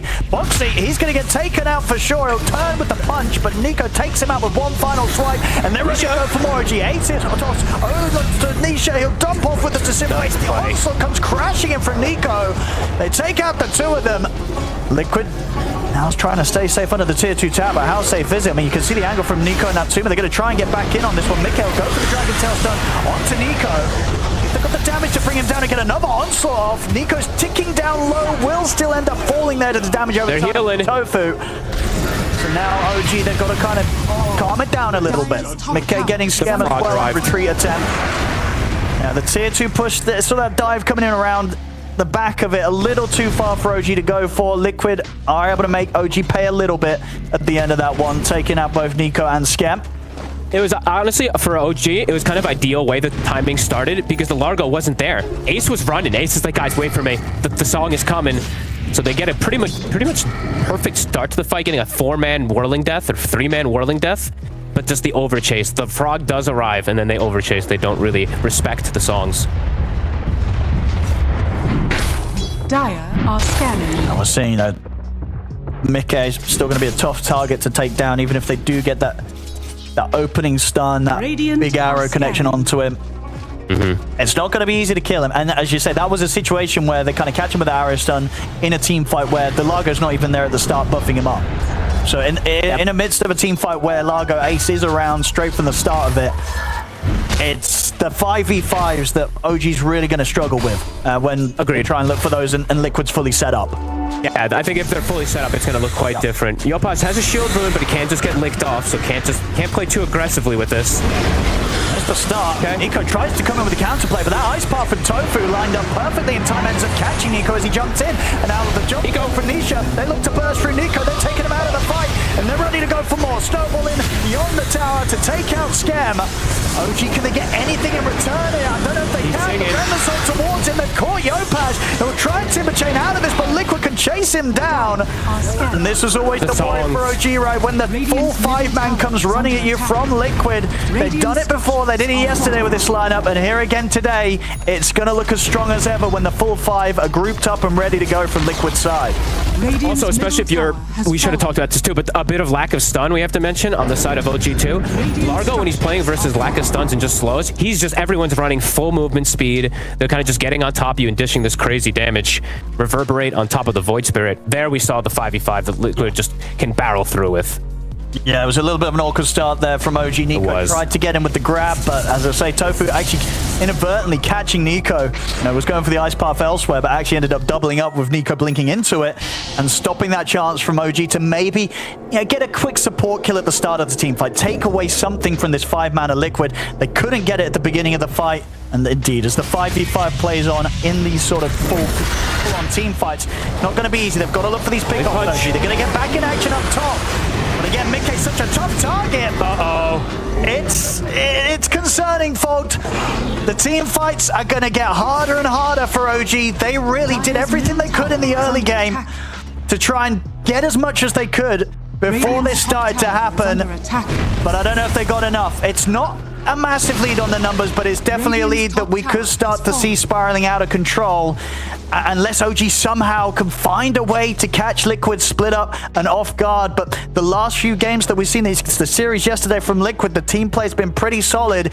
It's hard to find a chance to break them apart. Dire's middle tower. No, not at all. Honestly, once they started, like you said, once they hit this timing, they really know their power. And this was, honestly, this was OG actually looking to punish a bit of them split up. They tried to make a quick move again in this position, but Ace instant TPs, and that's what we were talking about. Liquid will take any fight that comes to them. And I do think for OG, like, these are actual timings that they kind of have to fight around because it's pre-Mickey BKB. Then you actually have a chance to potentially kill him if you can get the Whirling Death, if you can get all the combos. With BKB, that adds a whole nother level of difficulty for them to bring down Mickey. It really is. Heroes just don't really deal out that physical damage at all. Blink for Boxy finished up. How's the BKB for Nico looking?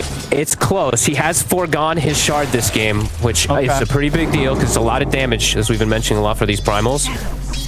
And there is still going to be ways to stop him. A Blink BKB grab, it can still get punched by the Tusk. Let's see if they get something with this. Smoke up from... Oh, sorry, no, yeah, just the Moonlight Shadow. There's actually the smoke in return coming in from Liquid, and they are pretty... relatively split up this time. Radiant are scanning. Boxy. He's going to try and put a stop. This Nico will be able to shove him out of it, get the Shrine of Wisdom. It's Blink as well. Should be able to get out, so Nico nicely getting away with that. Cute little onslaught to just knock Boxy out of the range of the Wisdom. This Rat is coming in hot from Liquid, though. The smoke up from them. I mean, they're already going to get the catch on. It was Tim's, and they might just find Nico as well. Nisha and Sophie, they're on top of Nico. He is going to get the BKB delivered. He doesn't want to press it, though. He's going to accept his fate, knows that there's no way out, even if he does use it there after it gets delivered. Is Nico dead? They get a Shrine of Wisdom, but it does feel like it's a bit of a small consolation prize at this point, Fog. The game continuing to slip away from OG. Liquid game plan is completely hit. Every one of those, those timings that we were talking about, the triple core timings. This Largo got to farm. He got to just sit back and get a full Aghanims with almost no contestation in this game. Yeah. I think that's, I don't know, I feel like that just can't happen when you're playing versus this hero. It feels like if he gets to this level 12, if he gets to the Aghs timing, it's so hard to deal with. Approaching the fights just becomes really difficult because you're like, we want to kill Largo first, but it's a 2600 HP hero with 30 armor. Yep. And then who do you kill everybody else? Because everybody's unslowable. Correct me if I'm wrong, but like yesterday, right, Falcons also did the Weaver against this, right? It didn't work out. They did. Yeah. So maybe OG feeling that they had a bit of a different approach with it. But I actually wanted to look at something. Wasn't that a Weaver that... Did he go beyond Godlike in that game? Was that one that he popped off in the beginning and then ended up just faltering? I can't remember, because there was one of these games. Yeah, he was at 12-4. So this was one of those games I think that Skeeter had a ton of kills and then just hit a brick wall of damage and couldn't do anything. We'll be able to find a pick-off. They get Tofu. Kill. And I mean, I guess again, this game, Natsumi's Weaver, his KDA's looking great. His farm for That's what I mean. 3-0-4. That's why I was like, wait a minute. But as you say, yeah, I guess if a Weaver having a good game can't win the game against this sort of lineup, maybe it doesn't matter too much that Natsumi's getting as much farm as he has, and maybe Liquid don't really care whatsoever about that. I mean, Liquid has, it's a Weaver playing versus 1, 2, 3, 4, 5 heroes. Everyone has a stun, right? Maybe not the best stuns. We'll talk about the Largo one, which is pretty crappy, but they have stuns. So Weaver overall, the game is not the easiest for him to just skitter-scatter inside of the fights, even if he is very farmed. And the Timber saw the concern that we had for Yopaj in particular. It's absolutely glaring, right? 0, 3, and 5. He's truly been dealt with. Yeah, he turns up to the fights, and again, in these 5v5s, they'll kill him. They have the raw physical damage. They have even the magical damage that gets amped and added up. Even though no one really uses that song that often, you still can sing that song, get additional magic damage with attacks as well. This hero just gives you just way too much if he gets to this point, honestly, Largo. We saw it yesterday. Ace looked very comfortable on the hero, and again here today, just absolutely maximizing the farm. Dire's top tower is under. Because even though it's only like it only is a 4 or 5k lead, right? It feels quite a bit bigger. Even though the Weaver's farming so well, I'm worried of how they are going to deal with these super strong tanky cores on the side of Liquid. Killing the supports, they absolutely can do, but it's just killing the cores that's a big issue. Dire are scanning. For OG at this point, with the way the team fights have gone, do you think there is that sort of call to make the change in the game plan of like, well, we can't even really look for pickoffs. Let's just try and ensure that Natsumi gets the space to try and become this hyper carry on the Weaver, get completely stacked, and somehow turn around the game when it comes to Liquid trying to push the high ground. Do you just sort of look to go all in on a late game Weaver? What do you do? It just doesn't feel like OG style. They just like to fight. So let's see if they can get the successful fight, because it's a hard one to approach. Let's have a look. Radiant's middle tower. I mean, Nisha is backing away from the rest of Liquid, so if OG could try and find a way to get in on the rest of the four of them, maybe there's a chance. They have a greater healing Lotus too, so watch for big heals on OG. The smoke gets dispelled. Nico checks the tree line, and Boxy was the one in range, but Boxy already out of there. So Liquid are not going to get caught by surprise here. No, and OG needs pretty much the perfect kind of initiation, a very specific one. And I don't even know what it is for them to actually get a fight, because they need to grab and pretty much not let themselves get disabled in any way. So they need to know where the Tusk is, because he can just punch that grab. Difficult approach. Yeah. Yo, Push. Arcane Rune. So we said, fresh BKB for him, so a lot more survivable in the fight for those 9 seconds. Has to get a lot done with it.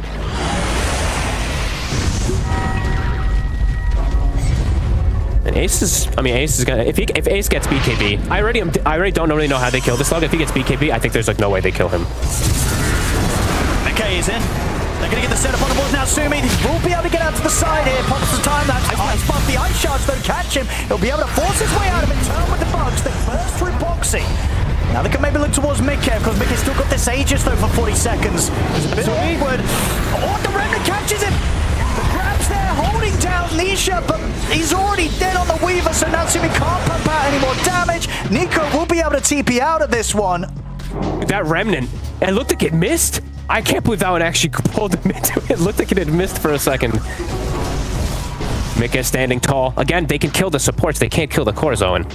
Radiant are scanning. That's the struggle. That's the struggle. They tried to sort of turn that attempt. Dire's middle tower. And we're seeing, obviously, especially when Mickey has the Aegis, he's not afraid to just go for these blink initiations, even when the whole team isn't immediately there behind him. Nico, he's walked down. There's BKB still on cooldown, Fogged. I think he's in trouble. Oh, actually, well, maybe Tofu's in trouble. Nico's like, no, never mind. Ace is here, coming in with the heals, coming in with the damage. Nico dead, out for 45. And Ace will full heal his buddy, or almost full heal his buddy. Yeah, we got to see this. That Aether Remnant looked like it was just on the cusp of things to catch him, but good sequence of chain stuns again anyway from Liquid. Yeah, Natsumi at the beginning, able to sort of step away, turn with the help of the burst damage of Yopaj to at least kill Boxy. But yeah, at this point, Dragon Tail jumping forward, getting the grab with the Remnant, and having just enough to take him out during that stun, despite Nico's best efforts to hold back the rest of them with the Pulverize. And back in action, Liquid up to the high ground, looking at the base now of OG. That's bottom racks in a lot of trouble. They'll have everybody up in a couple of seconds. Nico back in the game. And the bottom racks pretty much gone. Nisha actually gets in, they get the grab on a Yopaj. Looking to burst through him. He'll get the BKB off the top of the Pulverize, but the punch comes in on towards Nico, interrupting the Pulverize. Nico and Yopaj having to run back to the base. The shards will catch on towards Nico. They won't push for the kill, Liquid. They'll happily use the space to secure the barracks, continue to grow the lead and look to get out. Boxy is going to get caught up here on the high ground, but Mickey's ready to help out. Jumps in towards the high ground. Not afraid of them, even with the Aegis gone. He knows that they can't even kill him off the once right now in this DK. Everyone full HP. Ace is singing the song. His full BKB is coming out on the courier too. They might okay, no. Dragon Form's anything. They're going to back away. Boxy almost looked like he got ditched there because he was stuck on the wall. But they bailed him out. Bit for him. Yeah. Even able to get Boxy out of that bit of a tough spot there. He went back up on the high ground. OG, they're back out. They're going to see if they can maybe catch Liquid with a fast play, but again, these scans are hitting. Liquid know what's up. These wards as well. They know that OG's back out on the map, and again, OG aren't going to catch Liquid by surprise. You can't get this. You can't let this draft get set up. Like when they're all set up with Largo gets to come in and they set up for the fights. It's absolutely beautiful. They tried to jump, and that was not a real hero. That was an illusion. That happens. That happens to the best. It happens. Those illusions. They feel the pressure. That's for sure. They do. They got to try and just jump on anything that they see right now, just in case it works out. Because they know if they sit back and wait until Liquid rolls up to the base again with the 5-man push, they're not going to be pushing them back. They're not going to be keeping the barracks alive. Not against the siege potential of Liquid right now. No, and Liquid, they're identifying all this as well. They have 2 waves pushing in, so they know OG. They're playing on the top side. They're reading it perfectly. They're drawing the line. They're ready for this potential final fight. Under attack.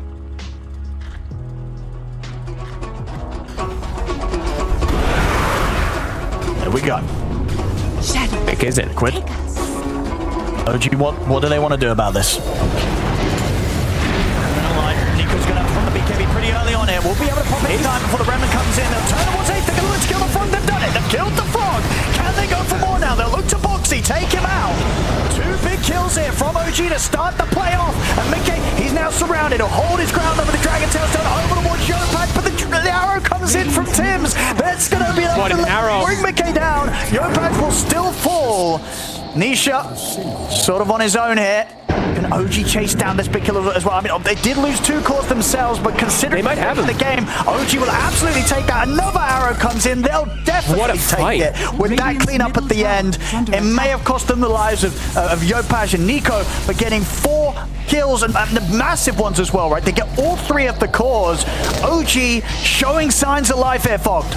They chain stunned. It was an arrow, I'm pretty sure. Tims, he hit an arrow onto Ace, and then Ace gets pulverized, and I don't think there was a punch in time to protect him. The frog got nothing off.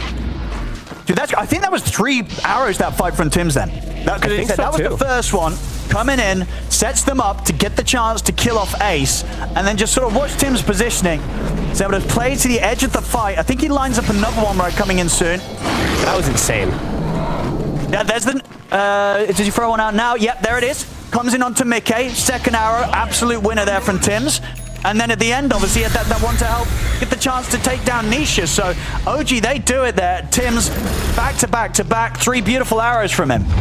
The most important one, of course, is that one on Ace, though, right? Ace did not get BKB off, did not get saved. I think Boxy tried to snowball him, but you can't snowball the pulverize. You have to punch that pulverize. Ace dies before getting literally anything off, and it is the hero that is about rallying around. So that is unreal, honestly. Yeah, that is a crazy, but something that Falcons couldn't achieve against Liquid, right, when they played against this lineup yesterday. OG showing it can be done, they can break it apart, and that's got to be the playbook, right, when they look at Liquid's lineup this game. Get that frog out of the game. They have to go for Ace first every single time. They can kill Ace, they can take a team fight. Pretty much, that's their one condition. They have to get the chain stun. They have to not let Boxy save. So there's still a lot of conditions, but that was pretty much the perfect situation for it all to happen. And Natsumi now does have some extra damage. Has hit 20, has the Geminate, has a small crit. Let's see what the next fight looks like, if they can do similar. Can they chain stun Ace?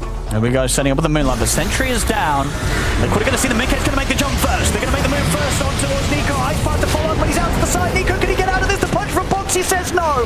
Punches Nico up. That's Nico out of the fight. And now Liquid's ready to push on for more. BKB from Yopaj as he timber chains away. Will go for the TP out, but the BKB does not last long enough. Comes to an end. Ice Path's there as well as a second Dragon Tail stun. They tried to get out on the map, but anytime, of course, that Liquid are the ones that are able to make the jump, Liquid will win these team fights. It really does have to be a fight where OG find Ace. If it goes any other way, it's not going to be a team fight win for OG. It also probably has to be that condition where they have the high ground advantage. I think them walking into high ground is disastrous versus DK plus Jakiro also. And Liquid back on, taking these barracks, taking these objectives. It's going to be a mid-set here, taken by Liquid. Radiant's middle barracks has fallen. Back to business when Ace is actually able to play his hero. The fight doesn't look close whatsoever. Rush line now for Mickey, and they can head over and take that. The question is, can OG get here quick enough? Do they have a smoke up? They do. Tims has got one. It's going down so fast. There's no BKB for Yopaj, and it's going down so fast, yeah. For Liquid, Aegis is going to be theirs. OG are smoking over. Do they still want to contemplate maybe looking for a fight after the Aegis is taken? Could be an opportunity if Liquid split up after this. It's very risky though, but they do have to take these risks, OG. They're not going to come back into this game sitting back. They have to get out, look for some sort of chance to get the jump, surprise Liquid, get their hands on Ace first. Gotta see Ace. They are pinging where he is right now. I think they saw the song for a second, so the I think moonlight. they're looking for a flank. Let's see Mickey, but again, yeah, you can't go on anyone else. Now on the waves, again, bottom is starting to shove in mid, so it's kind of told where they're standing on the side of OG right now. Liquid very prepared. Aegis for 4 minutes. Mickey. He can kind of just do his own thing now in the team fights. I think for the side of Liquid, their whole thing is just protect Ace, and they will win the fight. Mickey is very unlikely to die twice, so as long as they can just make sure that Ace doesn't get picked off, the fight should be successful. And then on OG, right? They just have to kill Ace. They have to somehow get chain stun. Don't let Boxy save him. That's their win condition. Shiva's for Nisha. Nico was getting close to Shiva's too, but I think it got slowed down. Dire are scanning. And Natsumi getting very close to that Daedalus. Leonida ASAP. It's probably one of those games, right, where he spends up, right? I don't know if you save for buyback. He has to. All in on that I think you have to. The jump. They found this. The opportunity to get on a Yopaj and put the BKB, try and get out of there, but the punch-up comes in. Boxy's got the control. The punch into the charge. Yopaj will be able to break his way down to the low ground here, but he's ticking out to the damage again from Tofu. Again, anytime Liquid get a jump, it's an easy move for them to make. I tell you, the 2 kills. Nisha's going to be ready to bring in the top wave. Look towards this final tier 2 tower. He might even find Scam by accident here. Scam. Hello. Oh, actually, he also sees the chance to find Nico, maybe. Nico will get the blink off. He's trying to protect the wave. So Nisha really wants to make sure they have this wave for the push. And Nico's trying to cut it. He's not going to be able to. Tier 2 on the top's going to be gone very quickly. Liquid, 2.5 minutes here where they can be prepared to jump into the base, try and get the mega creeps against OG. Radiant's top tower is under attack. OG, what have they got? He's in. Liquid's in. He just sees the chance to make the jump over towards Skem, but the 4-staff is there. Skem will be kept alive. Liquid. Nisha now with the jump potential. Will hold back, focusing the tower first.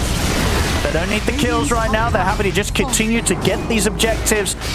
Look for the barracks. Okay, he's able to actually get a Curry on top of it as well. The Yopaj ends up sending out. They'll hold them back momentarily, but already a severe amount of damage done to the melee barracks. OG's got everybody back up.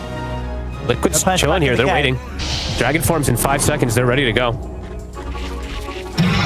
Banner does finish it.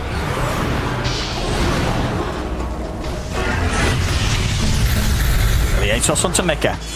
Okay, forced forward, but he's happy to be there. Gets the jump stun onto Yopaj. It's going to be the melee rags gone. The range rags remaining, and Nisha's in with the jump. Gets the silence out of the 2 of them. OG, they'll look to move in now. No, Nico holds back.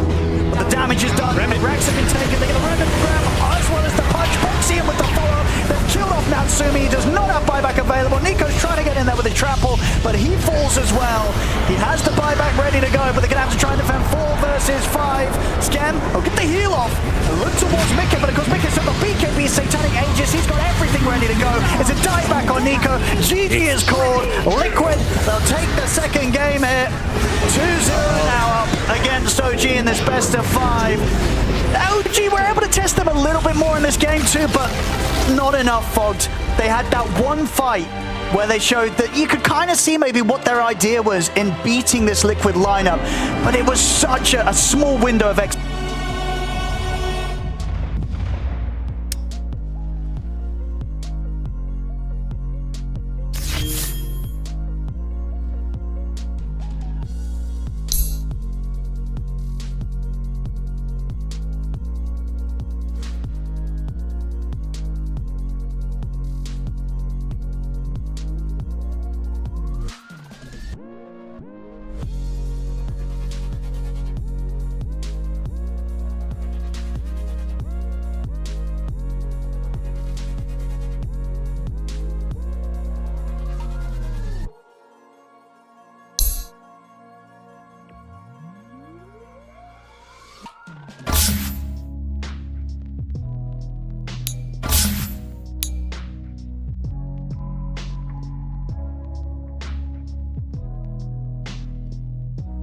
Team Liquid's turn to ban.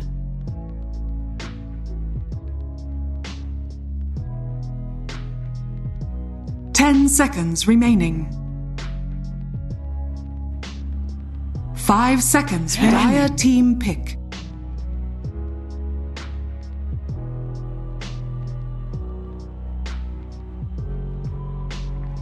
Team Liquid's turn to pick. Hi there.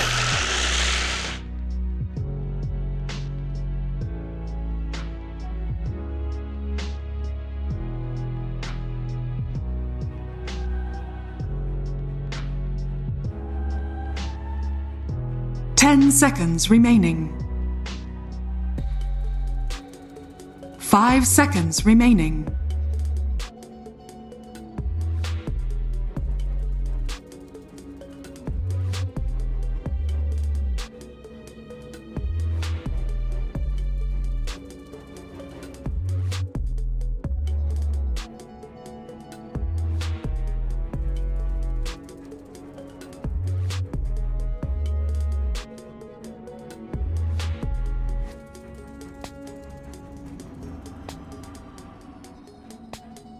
Dire team ban. You're on your mate.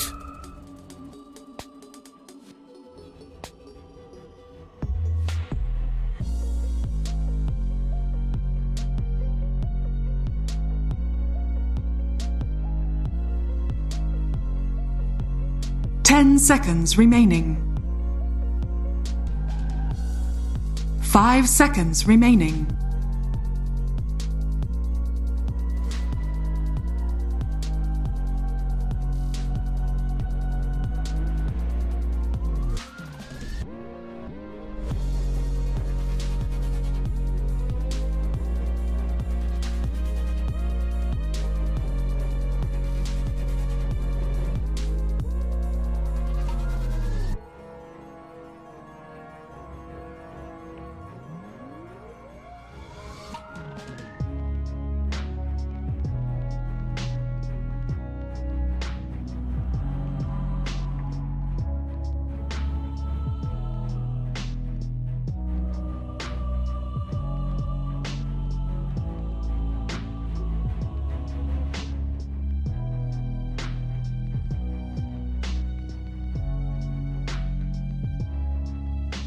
Dire team ban.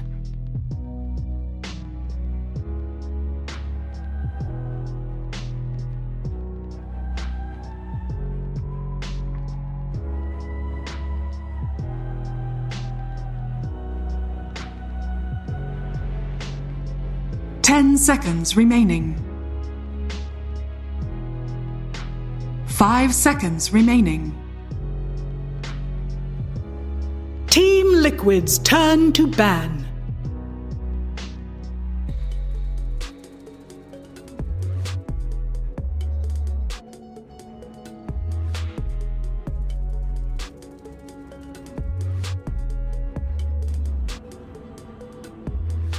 Ten seconds remaining. 5 seconds remaining.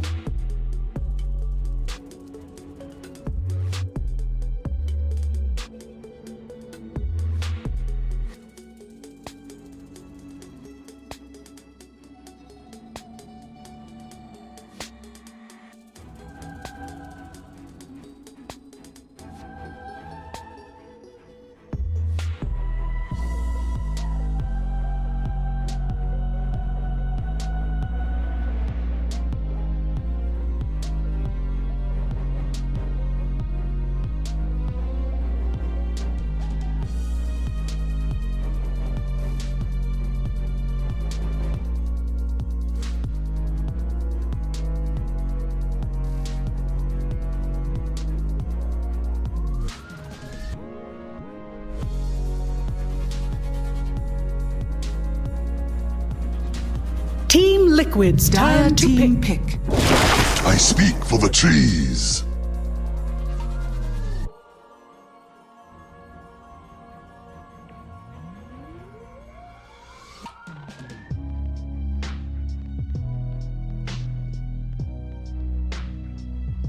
Ten seconds remaining. 5 seconds remaining.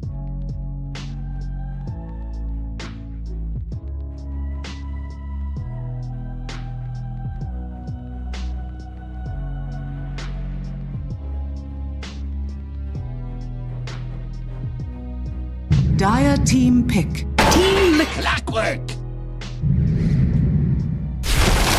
Ancient apparition.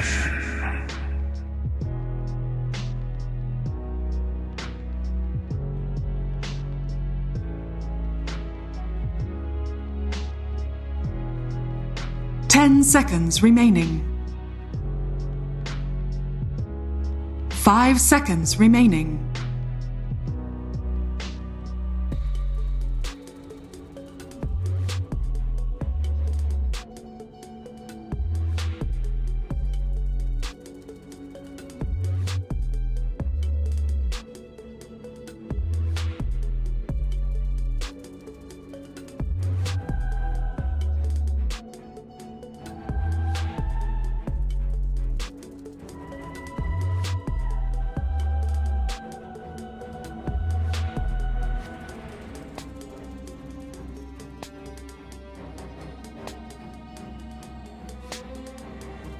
Team Liquid's turn to pick. Beastmaster.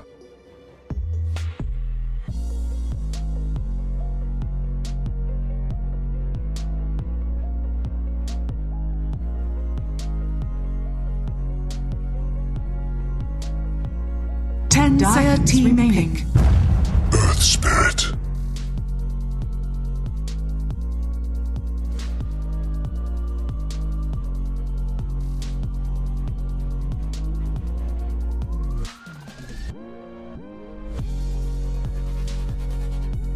Ten seconds remaining.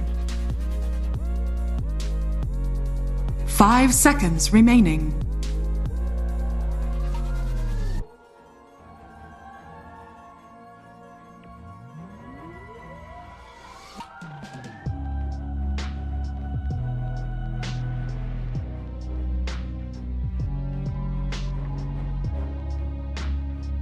Dire team ban. Gyrocopter!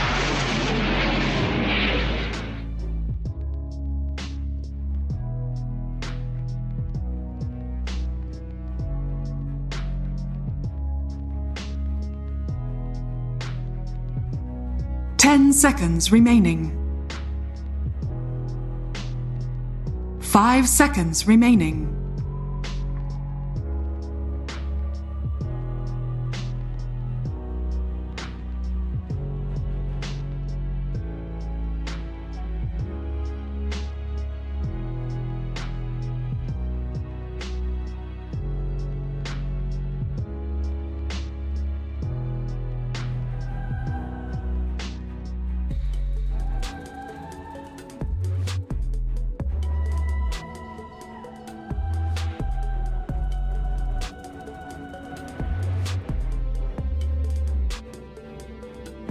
Team Liquid's turn to ban. Dire team ban.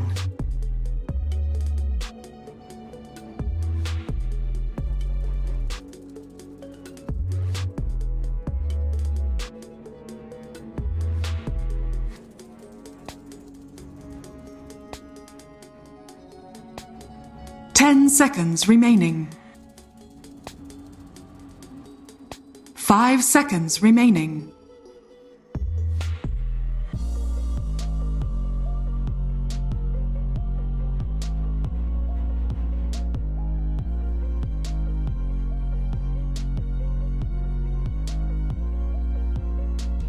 Team Liquid's turn to ban.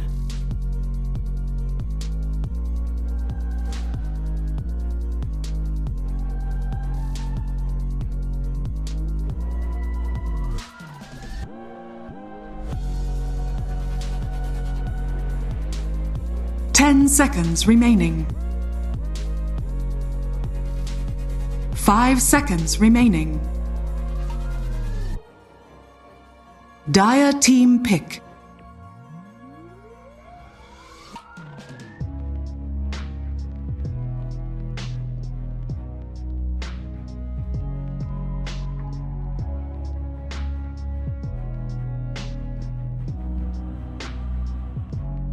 Ten seconds remaining. Team Liquid's turn to pick.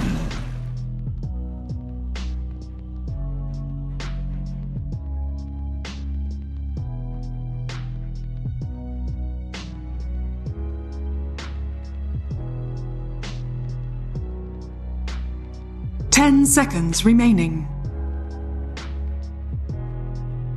5 seconds remaining.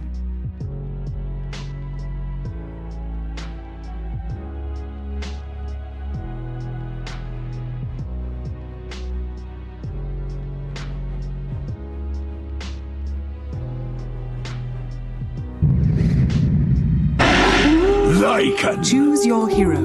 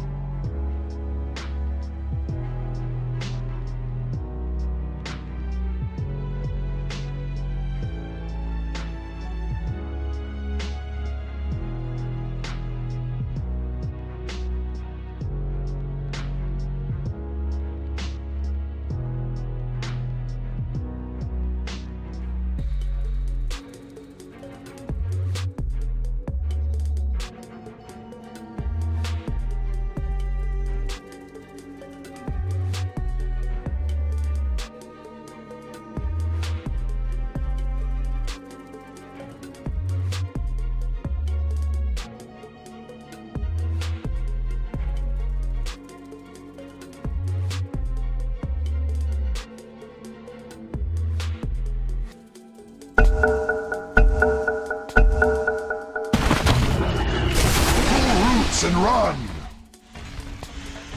Game 3 time here, ladies and gentlemen. Liquid currently up 2-0 against OG. Can OG start to swing the series back in their favor? Fogged coming into this one, of course, that first pick for Liquid, they get that Largo out of there, as we heard from Adam. You know, OG respond, they get this AA. Does end up being a bit of a switch up from Liquid. They say, you know what, this Largo's supporting this time. Ace gets the last pick, Lycan.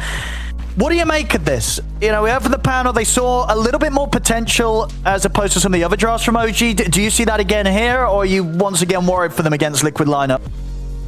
I think this is the better one that at least in terms of what I see compared to the other two, because I do feel like this is one where they can fight back if they don't get steamrolled in lanes. My worry is they could just get steamrolled in lanes and then their fighting looks really awkward.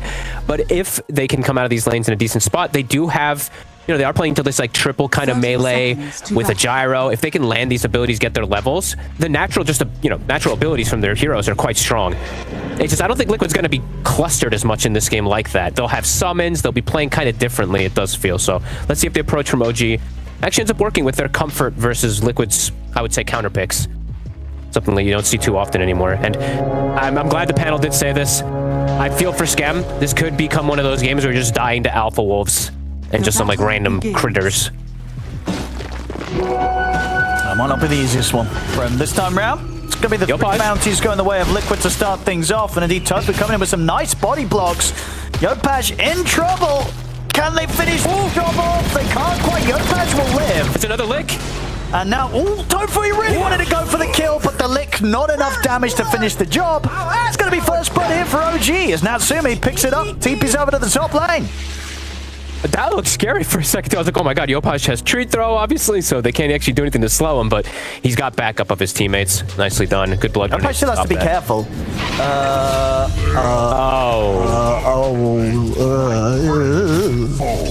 Well, that happened. He just got walked down by walked Nisha, down. and that's not great news there. Let's look at the other lanes for the OG fans out there. Mid, we'll come back to that one. So the side lanes, Fogged, what we got going on there? I feel like I can't even look away from that, though. Okay, whatever. I mean, that's brutal. Okay, anyway. Tofu trying to catch waves. He's gone for more stat items. Don't see this always on the Largo. Pretty strong, pretty safe lane overall. The Largo puts the Nature's Prophet, hard for them to get aggressive. So for Viper, how do you get aggressive as a Viper if your poison attacks are going to get licked off? So might just be a farming approach from the Viper, at least from Nico. I can't look away from mid now. I don't know. That was mid. Yeah, that can't happen. Yopaj, he's got to clean up his act here in the mid lane after that death. That's a rough one. I mean, he regened up, right? Like, he was so low, so maybe it was something... I don't know, whatever. Let's not bring... I don't know. He's just going to have a pretty good time anyway in the matchup, it feel like, because it is his Beastmaster versus Tiny, so it's super good playing versus most of these melees. And he's been crushing it. Just, from through the games yesterday and into today, right, Nisha, he's been looking to be absolutely on the top of his game this tournament. And a strong, very early timing lineup again that Liquid wants to play around. Super fast-paced, looking to set tempo. But yeah, I think OG, if they do come out of lanes in a decent spot, they have ways to fight around it with this Gyrocopter, since he's the answer versus the collapse that's going to come. Not the player, the collapse of the heroes that's going to come from Liquid. Definitely, one thing that's going to be less of an issue this game for OG is going to be the Largo, right? Being in the support position rather than core. Different. It's going to be completely different. And different in a way where we've definitely seen a fair few games where the support Largo can look underwhelming. That's been in 4 position though, right? I think in a lot of them. Yeah, you're right. So you think in 5, it doesn't. It's obviously less impactful both ways, right? If it's not having as much impact, it doesn't matter as much. You're expecting less. I personally, I like this as a 5 and a 3 right now. I think 4 is very hard to make work because you get literally no farm and you don't really have kill threat. You're kind of just like this lane pulling pseudo... Not sure, because you don't have kill threat for roaming either. So I think in 5 and 3, it suits in most situations just a bit better. Especially for this team. Mickey is going to have free farm. Very difficult for them to ever get aggressive. And they could even get aggressive themselves. Mickey does like to be pretty active with his Nature's Prophet. So eyes on those rotations if there's any mistakes in lane. What's Boxy up to? Seen him play this a couple times also. The Earth Spirit support. They've been trying to make it work. Of course, it's gotten quite a bit buffs. Does find a courier for... I mean, he was walking through the wave. Come on, Natsumi. These carries with their damn couriers. It happens a lot. It really does. It's way too much. Yesterday, I watched like 5. Yeah. Always in that little same spot as well, just behind the tier. Always. Ace. Watch out. We'll lose both of his wolves. I mean, they're bringing up He's coming in. They're going to look to try and turn and get aggressive here, Liquid. Scamp, he's in trouble. Roll 4 from Boxy. Scamp going down. Mickey turning up, picking up the kill. He's going to be very happy with that one. And let's see what we'll do here. And Nisha's going to be fine. But yeah, this could be the beginning at the start of a painful game for the Ancient Apparition, right, Fog? It's probably one of the sad. I don't think you ever want to play versus either of these heroes, Nature's Prophet or Lycan. As an AA advocate myself too, this is a very sad one. Even Earth Spirit too. All these heroes just get on top of you. Very sad. Has to be careful with his positioning. He can't step. There's like an invisible border that he probably can't, line that he can't pass in this top lane. If he steps up too far, they can do that almost every time. Mid lane is going to continue to be pretty tough here for Yopaj. He's getting decent last hits, but obviously a lot of denies coming in from Nisha. Yeah. And now Nisha at the level 5, the 3 levels on the axes. It's going to be a lot of spam, a lot of damage that's just going to consistently keep Yopaj low and make it difficult for him to approach the wave.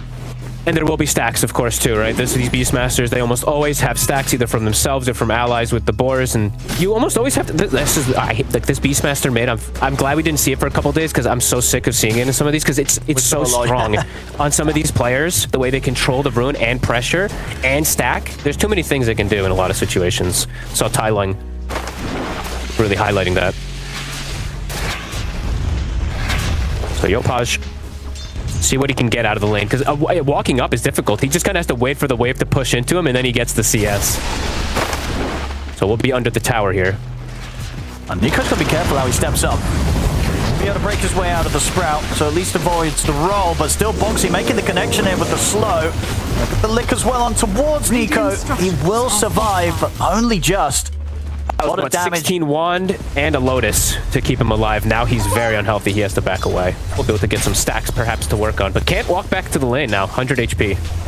So we are seeing Liquid, the two supports, looking to make the move around the power rune, and it does not look like OG can contest. No, this is going to be an easy haste rune for Nisha to be able to grab in the bottle. Obviously, you can set up for something potentially around the mid lane or quick TPs to the side, but the haste into the raw. A lot of options for Liquid. Already starting to show in this early game. In terms of that lane pressure, Ace is getting to play a free lane, essentially, on the Lycan, even though he's playing versus a Gyro who can spam. It's an AA, so he's going to just naturally be able to farm in this matchup. Let's queue up the Midas.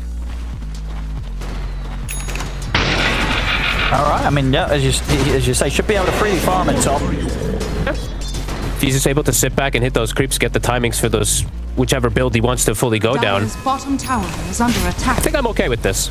I don't like Midas a lot of times, but I think there's like 3 heroes that I'm okay with, and I think we've named them now, right? It's like Slark, Brew, and I guess Lycan can add to the mix. Maybe there's 1 or 2 others, but... is under attack. And if he does get this online and the early game continues to stay in good hands with Liquid, the sort of difference in farm, right, between Ace and Nico's going to be pretty huge. Like it's not going to be easy for Nico to keep up. He's not had an easy time in lane. You know, both him and Yopaj are going to have to be playing a bit of a recovery game here in this early stages, with the fact that they didn't have that sort of easy start to the lane matchups.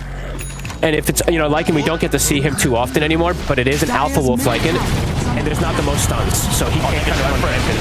Straight on to Natsuma. Natsuma will be able to get the ult off, but he's dead. They'll lose Boxy in return. Maybe get Tofu as well. Tim's with the float grenade will ensure they get the 2 of them.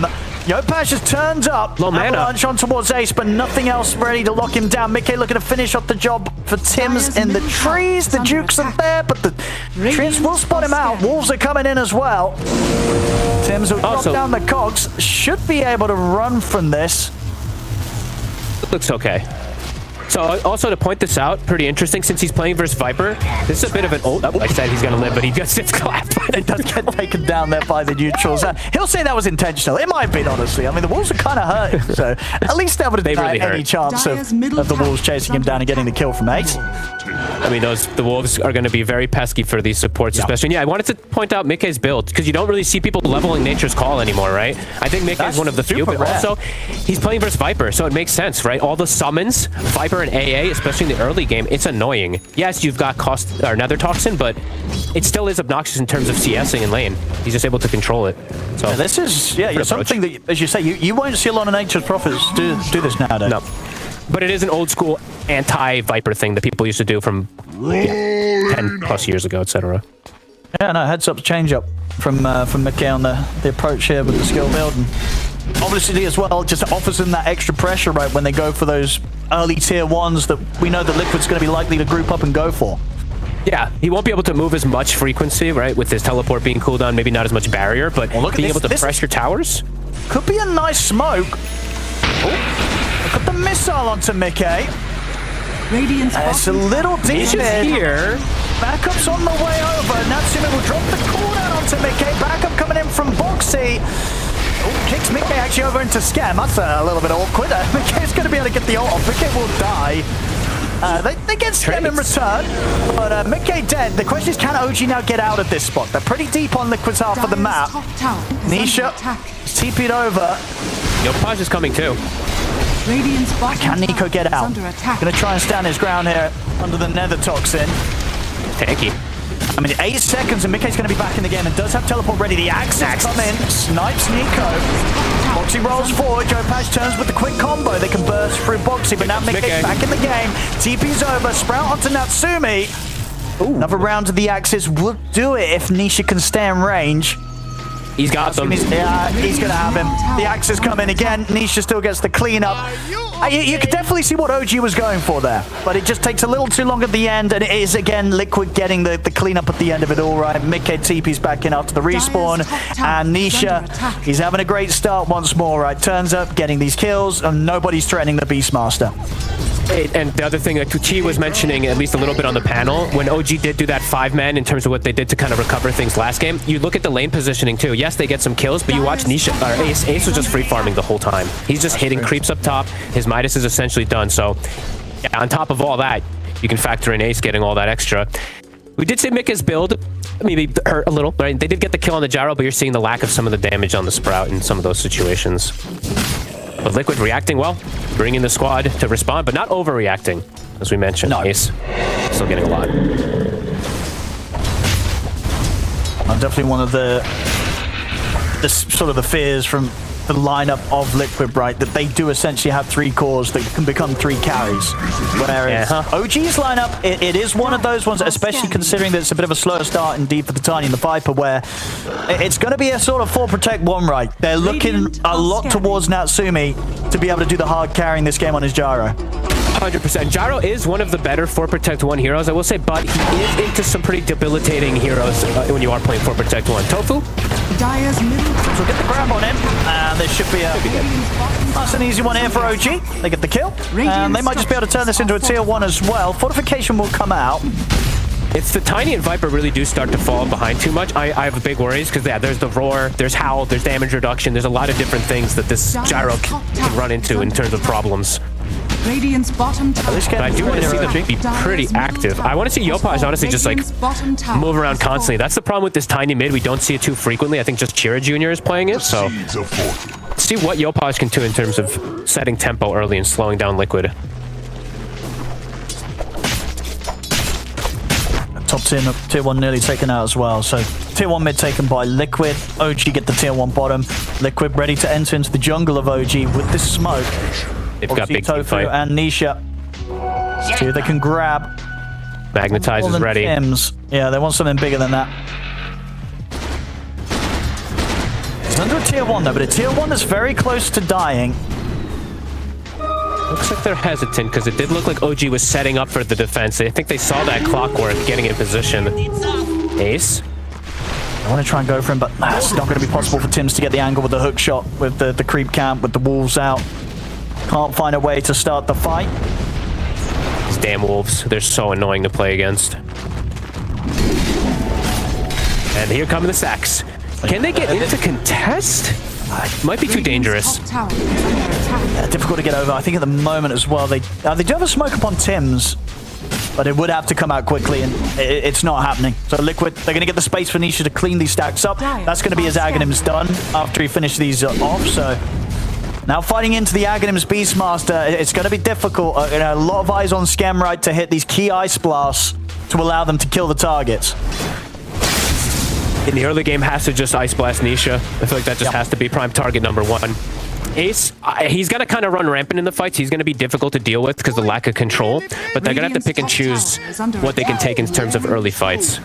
Because right now, I mean, Liquid, they're content with getting that farm till that one timing. That's how Liquid likes to play. They get that one big item timing at least to rally around, and then usually push the envelope. And as you said, the Axe, it's done for the Beast. So let's see how OG reacts to it, and let's see how Perfect Skem can play and react.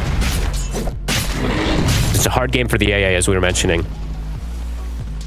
It really is. It really is. I mean, it could be one of those ones where it falls to a point where you're kind of asking Skem to sit in the fountain and just throw the ice blast out. We've seen it before. Yep. It can be a play. That's for sure. Not too early, though. No. That's usually like 30 plus, that's you know, 35. That's pretty low down the list on plans and backup plans. Yes. Okay, so timings. Liquid starting to gather, at least toward top, it does seem. OG not prepared at the moment to defend. Natsumi is in the area, though, so he's calling for the defense. Are his heroes healthy enough, though? Nico is not at the moment. He's backing up to heal. Okay, the 2 supports are here now. This tower's going to go down pretty quickly as soon as Liquid get in, and Boxy's going to start off the move. The root set up on aboard Natsumi. Boxy rolls forward. It's going to be Natsumi gone. OG, they'll get Boxy in return. They'll turn now over towards Nisha. It's a pretty good ice blast. Got the connection on the turret and allows Topaz to clean up the double kill.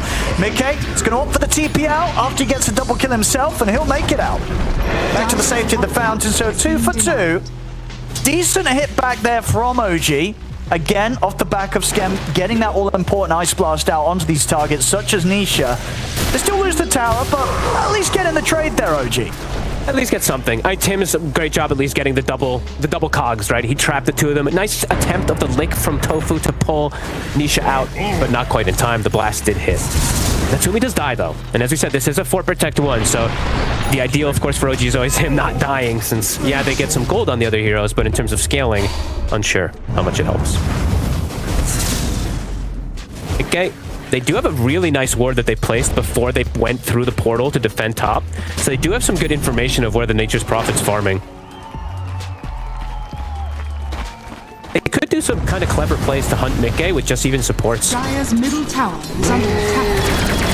I think they're going to want to do that. I think this is definitely a game at this point where Tims and Skem, if they make good moves as a duo, to sort of successfully hunt down those targets before, you know, Liquid kind of... This is the problem, when they get the 20-minute group up. Playing AA. The damn Wolves. Here comes the blast, though. They're making that move. And there's the hook shot. Tims finds the opening.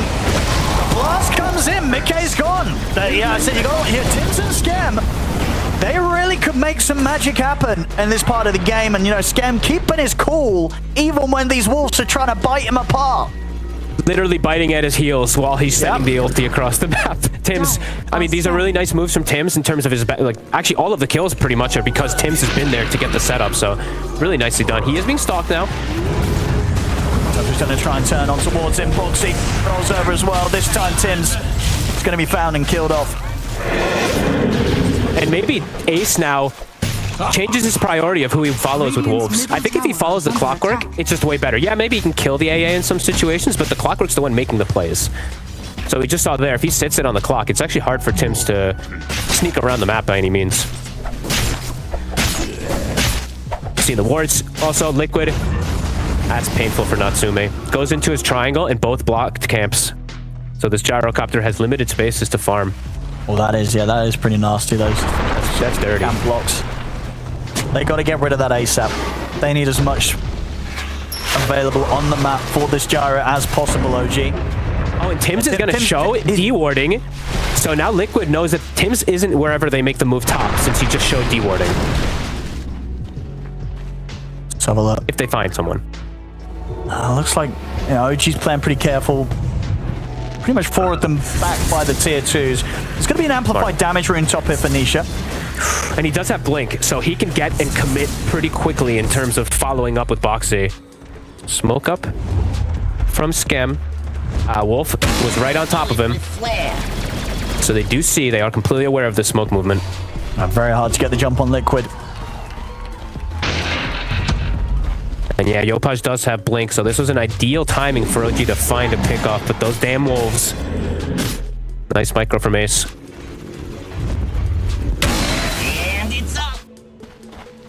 Continuing with the smoke, but that's just not going to result in much right now. No, I think at some point they're going to be like, okay, a Wolf saw us, right? Yeah. You're just looking for a pickoff if someone steps up too far. So it looks like they will be able to back away. A lot of these games sometimes do end up being, you have to buy some type of gem or something to just be able to make these smoke movements if you lose control of the map too early. Scam is actually going Dominator, so this is, I don't know, this is interesting. Okay. Tell me, what's the play here? The Wolf, well, it's killing me. I don't know. All right, is that, yeah? Well, let's take see. A wolf, take a boar in the fight. I don't know. Yeah. It's definitely odd because there's no Glimmer, there's no Forest, there's no Lotus that he's going to be building toward, at least early game, and it's a pretty value game for all of those items. So we'll see if that pays off for Scam. Could be big brain. We'll see if it is big brain. Or the exact, I don't know. It could be also completely useless, but we'll see. Because like, I do feel like Forests and Glimmers, they tend to be pretty good. Yeah. Same thing with Lotus when you're playing versus Beastmaster Roar eventually, but of course that's much more expensive, so see if maybe this helps him farm to get to that point also. Maybe that's what he's thinking of. We shall see. Nico, they're looking to play rallied around this Viper because he is very tanky. He's got this bearing halfway toward that Aghanims, or 3/4 toward the Aghanims. So they're setting up for the Torment. It looks like they should have this. Not bad for OG. Giving just a little bit of breathing room really against Liquid. Now Liquid not looking to kind of get as aggressive as they have been in some of the other games. In 20 minutes in, sure, they still maintain the lead, but not pushing for the tier 2s, not fussed about going for the Tormentor. Probably because of the some opportunities here. Probably because of like the Midas and all that on the Lycan. Usually when they have Ace, it's an aura, right? It's someone that they can rally around. This is Ace playing his own game of farming. So perhaps that's why they're content with hitting more creeps, waiting for BKB timing. So give some breathing room, like you said, to OG to get that next timing. And it did go to Tim's, right? So we already mentioned how he was pretty impactful, at least for pretty much all the kills that OG's been able to get. Jetpack is really good. Really, really strong now.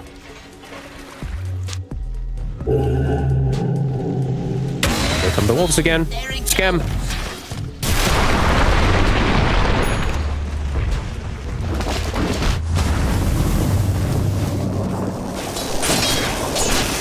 I mean, for the portions of this game where Liquid have been avoiding OG are doing a good job as well of making sure that Liquid don't find anything with their own smokes.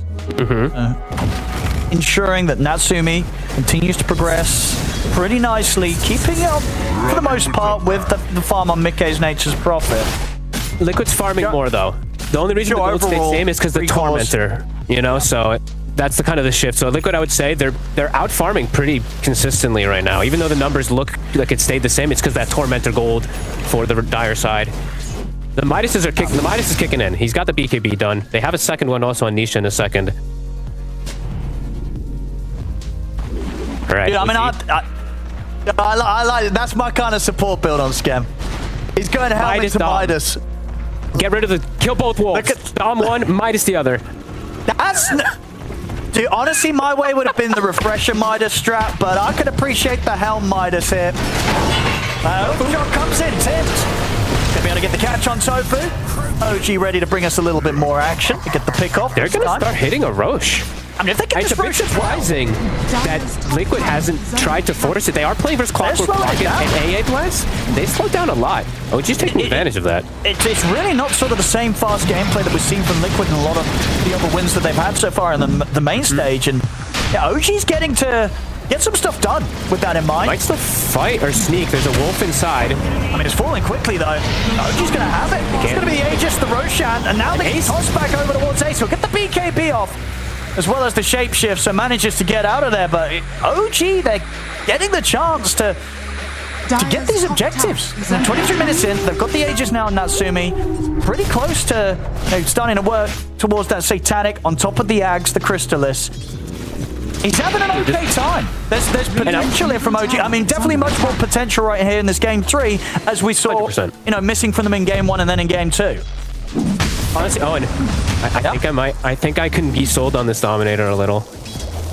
I'm watching him. He took one of the wolves. Yeah, what's he doing with it? Scout. He's just scouting. The wolf is strong. They are. It's kind of cool. Anything can work, right? So we'll see if it does end up working for him, because it is odd, but kind of cool. Because we needed to see some good stuff from Tims and Scam. They've made those kind of good early support combo plays to get some pretty key pickoffs that maybe were the beginning of slowing down Liquid from feeling that they could continue to just run at OG with the lead that they had, and do still have. And then now with this sort of change up in itemization, could be some of the smarter stuff we've seen it. So let's see where he goes with this. I'm pretty sure he will commit for the Midas to go for the complete, as you say, just anti-alpha wall strat. He's got a plan here, Scam. He's got a plan. Radiant's middle tower is under attack. And he's got his own little creep to farm, maybe send and follow around. I mean, whatever. I'm down. I'm down.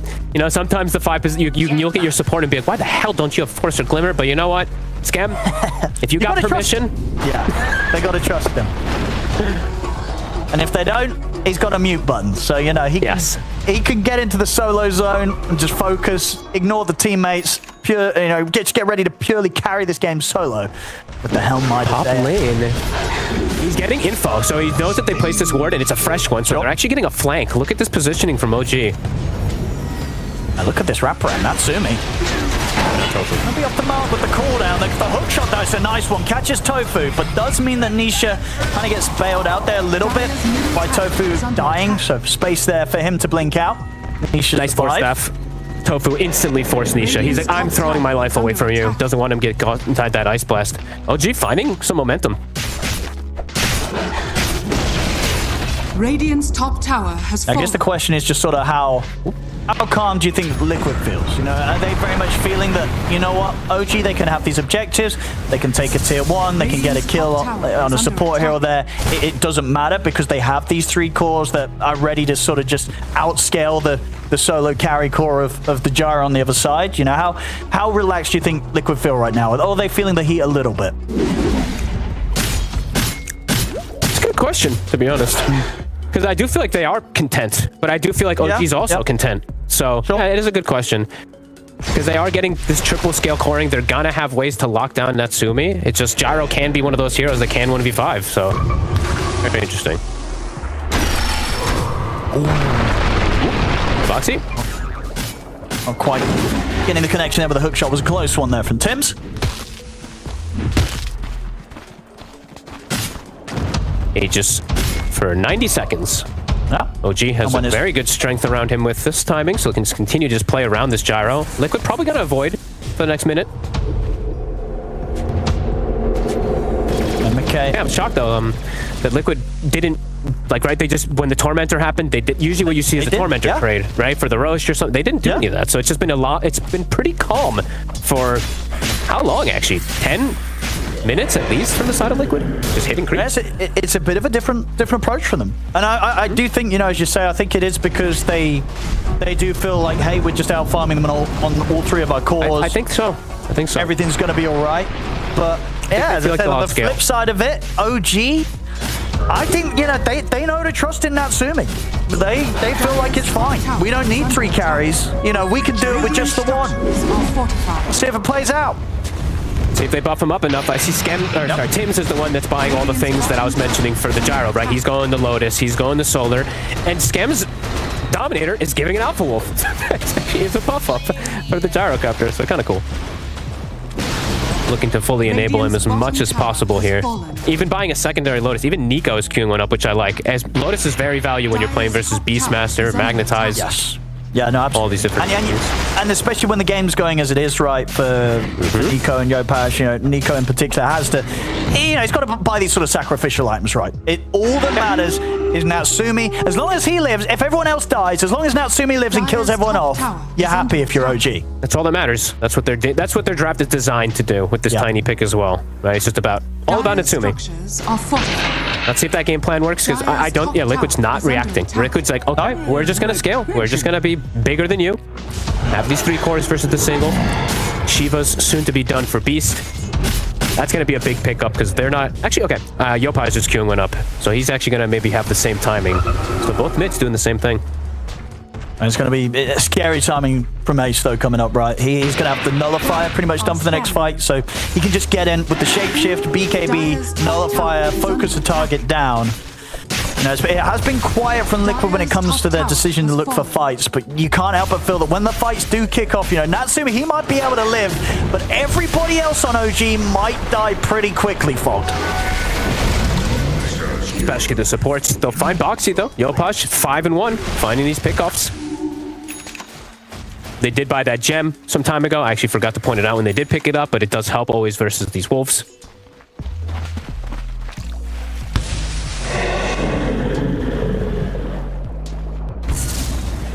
That's a bit on, you know, Skem.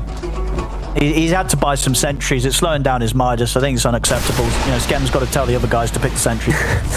You know, you don't want to be buying sentries. You got to get that Midas. Who cares about the dewarding? There's money to be made. Well, I guess you make money from that as well. But that Midas timing. He's 600 gold at the moment in towards that recipe. He's just the amp up. He's literally just following Yopaj and ice vortexing anything that Yopaj uses a spell combo on. That's his job.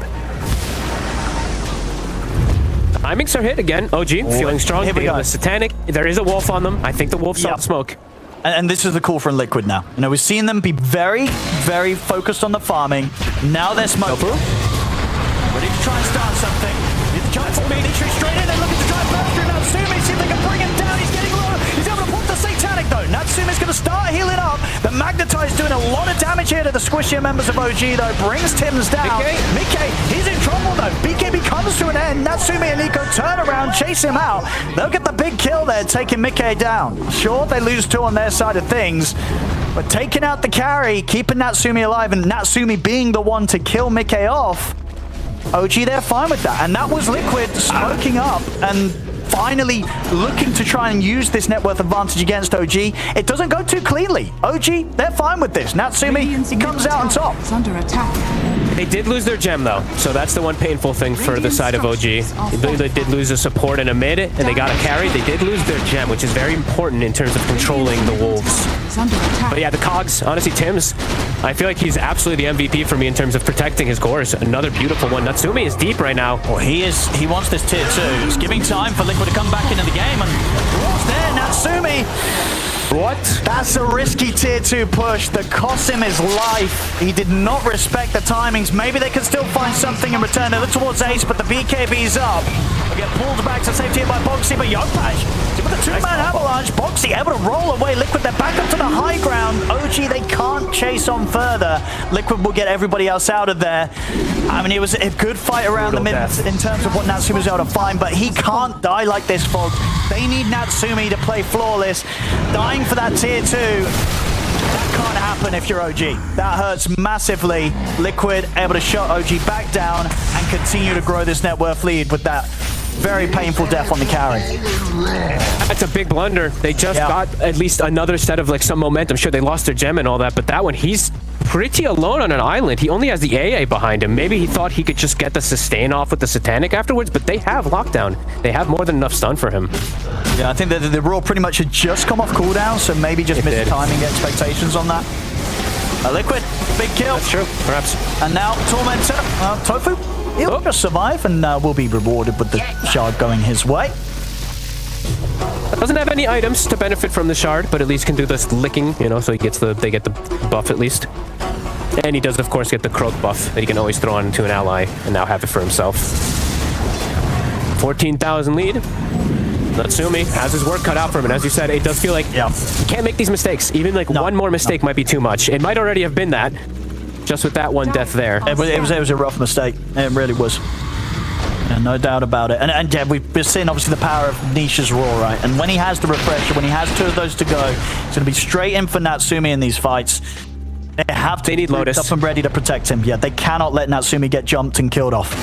Yeah, Tim's is getting pretty close to having the Lotus. It feels like they absolutely need it for Natsumi. At least it just prevents some of that extra damage. Just protect in any type of extra way. They need all the buff ups for Natsumi as possible. Well, good news for OG. His Skem's nearly got his Midas online. I knew you were going to say, I knew you were going to say the damn Midas. There we go. So Skem gets to be happy. Okay. One more creep or so and he'll have that. I saw the Dom and I was okay with the Dom. I'm going to be honest, I'm not okay with the Midas. Radiant are scanning. But well, if it works, sure, whatever. But it could be like some buildup of a glimmer or something for Natsumi. It's all about Natsumi. So. Well, that's the thing. If he can get to 60 minutes, Skem says no. He says it's all about me. He says he's 4 protect 1. Well, you can have 3 protect 1. That's the best we can do for you now, Natsumi. Skem's ready to, you know, say he wants to deal with those wolves. He's had it with them. The wolves broke him in the early game. So he's buying everything he can to make sure those wolves never come for him again. They do absolutely do that. And I mean, his work is, and he can't show in these fights. We actually maybe getting to the point where he has to really hide, because this Beastmaster, this Lycan, the Lycan in particular, eat him alive. Lycan just harpoons once, double hits him, and he's dead. That has to be incredibly defensive posture from Skem. Has to be very careful, because his Ice Blast is super crucial. They need it to be able to kill a lot of these targets, because Natsumi, yes, he has some damage, but they can't really finish off those targets. They need that blast to prevent the healing, prevent the saves.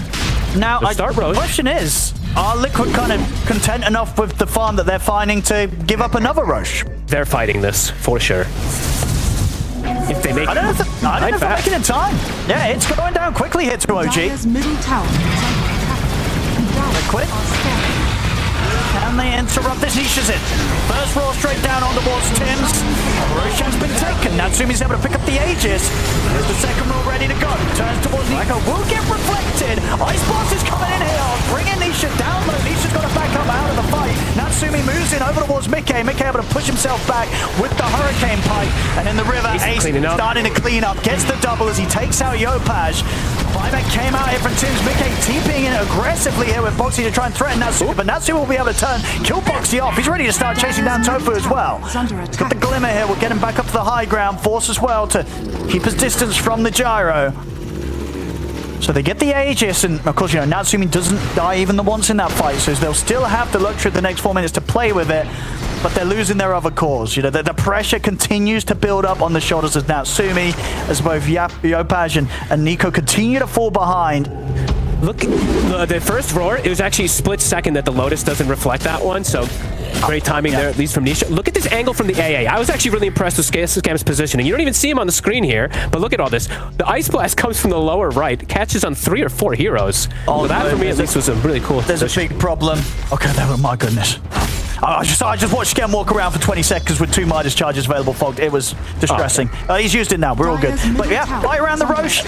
They get the Aegis, but that net worth lead, it's not slowing down against them.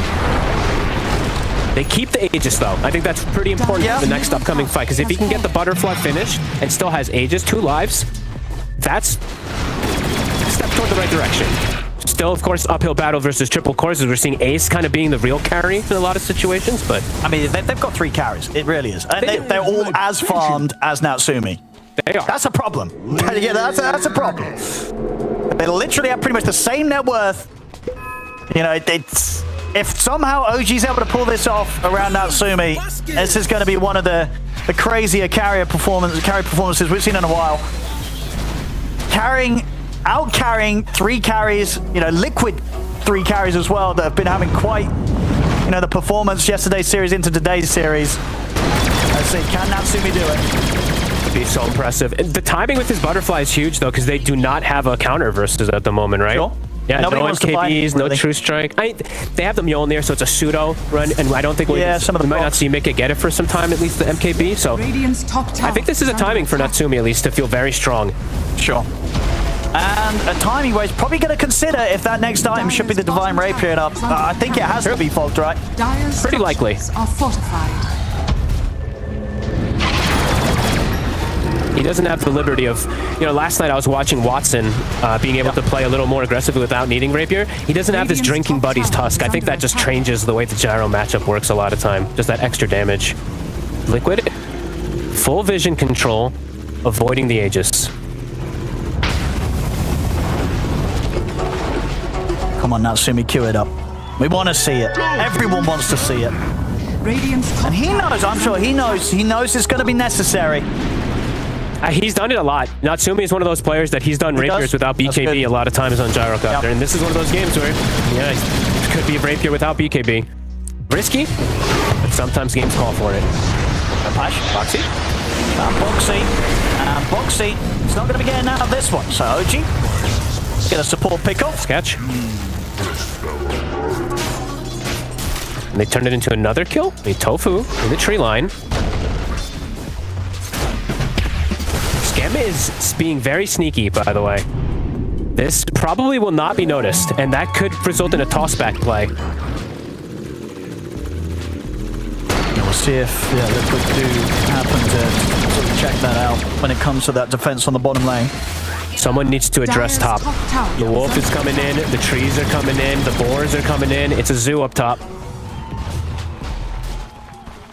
And that pressure. There we go. Scam, he'll take a counter wolf to be able to stop the push. There's level 25 Treants with the triple damage, triple HP. Doing quite the work from Mickey. Building is dead. Natsumi wants to try and see how much he can get, but only 30 seconds left on this Aegis. He's in. He's going to find the roll and get the kickback as as well. Tim's in trouble. He's gone. Boxy will die in return. So 1-for-1 on the supports. He's dead for a while though. 80 seconds. The Ice Blast was thrown. It whiffs, and the Thrax is dead, Owen. The trees are doing it. I mean, they're very strong. As I said, that 25, right? Triple damage, triple HP. You gotta have someone deal with them. Usually carries don't take that too often either, so pretty cool pivots that we're seeing from Mickey. Honestly, I'm a little surprised that he's not taken more, honestly. It feels really good to play with. Like, triple damage. I think in the past, it got nerfed, right? Treants just aren't what they were. I think some of the other, maybe that talent in particular also got nerfed. But it's strong. And honestly, you know, teleportation is on a 20-second cooldown anyway. It's kind of good enough. So I feel like a lot of the times, you don't really feel like you're missing too much taking this. I mean, it's not having the 0-second cooldown on teleportation. It's not the Ironwood, whatever the hell, stupid treants or anything, but they still do. It's a lot. They add up. It's a lot of them. And we did see he had 2 sets of summons out there to be able to go for that push with the Wolf as well, too. So, yeah, pretty much a free Rex we've been able to claim. I'm seeing some big items being picked up. Ace, MKB's done. Now they can perhaps focus that gyro. Talking about the gyro, it's not going to be the rapier yet. It's not. Wants to go for the positioning, going for the swift blink, spending up for it as well. It's just about 1,500 gold, and he'll be able to get the Eagle Song, get the swift blink completed on Natsumi. But if we're going to see a rapier, it's not going to happen yet. 25 on Beastmaster. Oh, he already had the Yoga Song. Okay, so he's actually got that with some money to spare, so... He split. Oh, he did the play where you see that the enemy is buying MKBs and you disassemble and swap. So this is common that we've seen people do it in the past. So now... That's smart, yeah. Liquid does have 2 MKBs, but it's not like MKB's that bad of an item anyway. So. It still is smart, though. I love when I see people use Chop Shop, because it's not used enough, in my opinion. That's good news, because it means he's still got a lot of money that could go towards that rapier that we're all hoping to see. 3k gold on him, but maybe we'll play with buyback in mind. Might be the more valuable choice now at this stage where Liquid could be close to approaching the high ground again of OG. I think this is the first time I saw someone keep Cobalt Cup till tier 4, by the way. Tofu kept the movement speed buff to buff up his allies. That's something. Oh, here we come. Liquid. They get the jump. Nisha's in. He finds the opening wall. They manage to get the setup on towards him. Someone's going to bail Natsumi out of here. The Abyssal Blade slammed down on towards him. He's gone. They've killed Natsumi off. Death for 90. The buyback's going to come out from Yopaj. Can OG fight back without their carry? They've lost Tim's. Tofu tries to drag back Nico. See the jump in from Yopaj. He brought back for this one. Looking to try and burst through Mickey. Mickey slides to the side again, but he'll still fall. They can bring Mickey down. So Yopaj at least able to make sure that with that buyback, they get Liquid's carry in return. That's insanely expensive, Owen. You lost your Rax as well, too, right? That top melee Rax died as Natsumi died. So the split push from the Treants were able to finish off the top Rax as they got the kill. Natsumi just got double roared, completely focused with everything. And the jump just comes in so fast from Nisha. And it really is the problem. Yeah, if he gets the opening roar cleanly in onto the target, it's hard to bail the gyro out. They tried their best, right? I think what Yopaj tries for sort of a toss to get him away from Liquid, but yeah, the roar into obviously that Abyssal Blade now that Ace is ready to come in with as well. It's just so much lockdown that even when the BKB that he's got queued up next is coming out, they're still going to have ways to go on him to get that setup. OG just have to somehow prepare themselves in a way that never allows for this gyro to be the one jumped by Nisha, but it's incredibly hard to do so at this point. It's literally 10 seconds of stun. BKB piercing 10 seconds of stun, right? 4 seconds on both roars and then 1.6 or 1.8, whatever the hell it is on Abyssal nowadays. So yeah, it's pretty much 10 seconds that he's completely locked down without being able to do anything. Very difficult. Need to get these 4 staffs, Lotuses, etc. Need to reposition him. Very hard for them to be able to do so. And also, the other thing I did see there too is Yopaj actually got his shield rune licked off at the start of the fight. So lost so much HP right before things started. And Liquid, they've definitely come into this game 3 and they're playing it much more relaxed, but it's one of those sort of scary relaxed to sort of watch, right? Because you know that they know that with every moment this lead is just continuing to grow incredibly. And again, just the fact that they've got 3 carries, they're all 32k net worth here, 44 minutes in, they're all ahead now of Natsumi. It's pretty terrifying, Fog. What have we here? It is, and Ace is getting to play a pretty different style game than what we've seen from him for, honestly, a long time, right? Even when he's playing these raids, He's having a great he's time. not having these things. This is probably one of the best games that I've seen him have, and he got to just go Midas and hit some creeps, right? Now he's got the +2 wolves, continuing to put this pressure on the lanes. He's like full slotted as well. That pretty much is. Dire's middle this tower is, is under attack. This is going to have to be quite the smoke and a half here from OG. Yeah, smoke coming out. Boxy. We'll be able to find him to start the move, but can they turn it into anything else? Roshan's already gone. Liquid clean that up. This time round there's Aegis, Refresher Guard, and Cheese for them. The buildings. Yeah, the wolves are doing The wolves in the trees. They're just going to take the base. It's the range Rex on the bottom lane gone. Dire's bottom barracks are under So much for OG to deal with right now. It's all adding up against them. And Natsumi spent it for the BKB. So maybe now, Fogged, we'll see the Maybe rapier now. in the distance for Dire Natsumi. are scanning. It still can get fully controlled during this BKB. It still can just be double roar into that abyssal. Yeah. It will protect him, of course, if he gets it off first. It probably will save his life, but it has to be super fast reaction from Natsumi.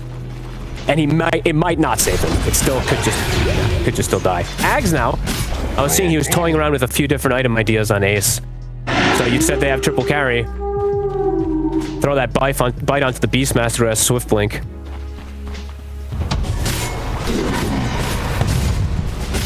OG, if they turn this one around, will be one of the bigger comebacks we've seen this blast. And they need to, here, hanging on in the tournament. The down 2-0 in this best of 5. A loss here would mean the end of the road for them.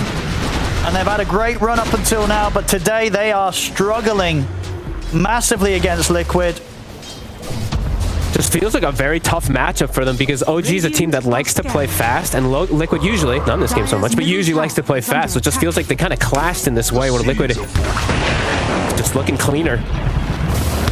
These wolves giving so much info, they have to, I mean, they're stuck in the base, completely stuck in the base now. And they have to deal with these summons, just being thrown down the lanes. And Nico's got his next time done. Bloodstone's online. We'll see how much survivability that gives him in the midst of the team fight. See what Ace is doing too? He's not letting them even get the last hits on the wolves, and then when they're about to kill them, he resummons them. So all that time spent from the Viper trying to kill a wolf, wasted. Can't even get the gold from it. Actual bullying.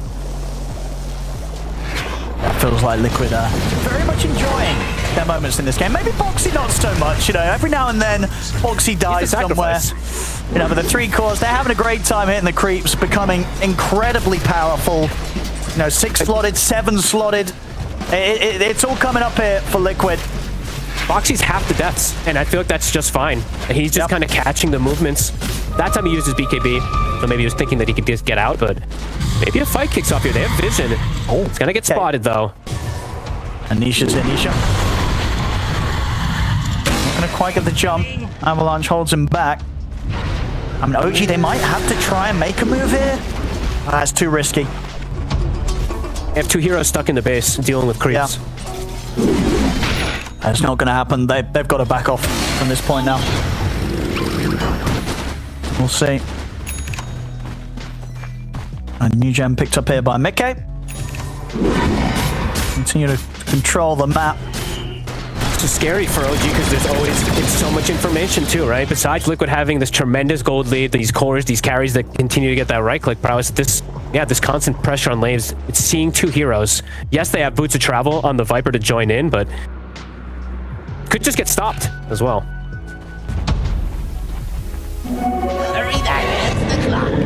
Power of these pesky little alpha wolves. Even if you Boots of Travel, he hits you and it roots you. So if you're inside the base and you're not careful, a lot of different ways they can trip him up. Nico is getting close to 25. He's getting very tanky on the Viper, but there's just so much overwhelming damage on Liquid that they can bypass it. They're going to look to try and make an aggressive move again here, Liquid. Smoke up. Go Paj. Are scanning. There's the bite on Tanisha, turning him into the wolf. It's not going to find anyone up here for now, though. OG staying safe, up in the high ground. That is a scary wolf. I mean, Nisha might still just blink straight into the base. Aegis for 50. He's considering it. Looks like he doesn't want to go for it. Not up until the tier 4's quite yet. All 3 waves are shoved in. He probably doesn't feel too forced to do so. The tower is dropping. That's mid tower. Dire's middle tower has fallen. So there's they definitely decided to sort of do this game very slowly and painfully here for OG. Liquid just really making sure that OG are not having fun in this one, unless Natsumi. I think he's gonna divide the rapier now, right? I think he's got to be thinking about it. Come on, Natsumi. We all want to see it. He's got 5.6k gold in the bank. Obviously, would have to free up his slots a little bit. Maybe wait until he's got the Axe Blessing recipe. He's getting close. He might wait for that 10k gold, so then he can consume the Aghanims and have the rapier, and potentially have buy. But maybe he doesn't. We'll see. We'll see which approach he does go for. The Rax is the buildings are dying. They're trying to make a move playing around these 3 clusters, but the Viper and the AA can't stop this consistent damage onto the range Rax.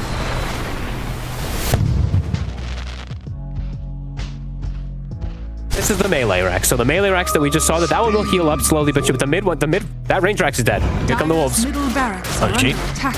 Heading out on the map. Not quite able to get the hook shot. Boxy. Last few times they've been able to get him. This time they won't be quite as lucky. In fact, Boxy's looking to go back in on them. Backup's on the way here for Liquid as Boxy sets him with the Magnetize. Natsumi's going to pop the BKB. Try and stand his ground against Mickey, but Mickey's able to slide away here with the Hurricane Pipe. Ice Blast. They've got to pretty much just get back to their high ground. Get back to the base, just in case they're getting chased down by Liquid. Looks like they should be able to run. This time, not even able to get the Boxy kill. And the melee Rex in mid almost did die during that chase. They actually got it down to 800 HP because they were looking to TP in, I believe, on Nico.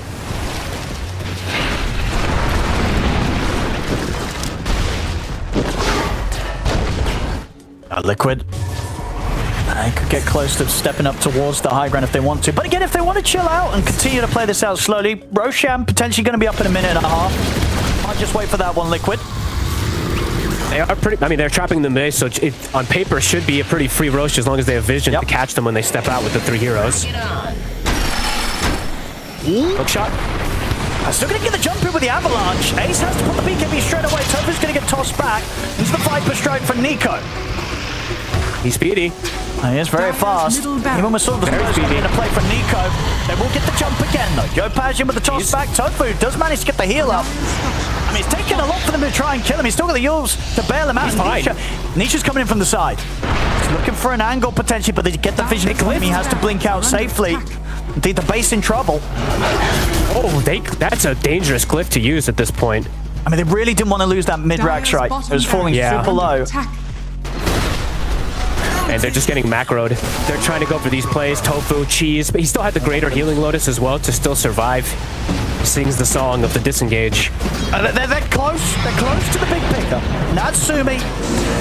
He's queued it up. Ready. He's ready to get it out. Get it. I think he's got enough right for the blessing on the rapier here. So he can get that picked up. I mean, they're going to probably have to play versus Megas. You might just have to accept it. Like, this Rax, it's 200 HP. Eventually, without this glyph, if they just look away for a second, it's going to drop. They're spam pinging it. We're going to Natsumi. There we have it. So he's online. Problem is, the 3 carries of Liquid are very much online as well. They are.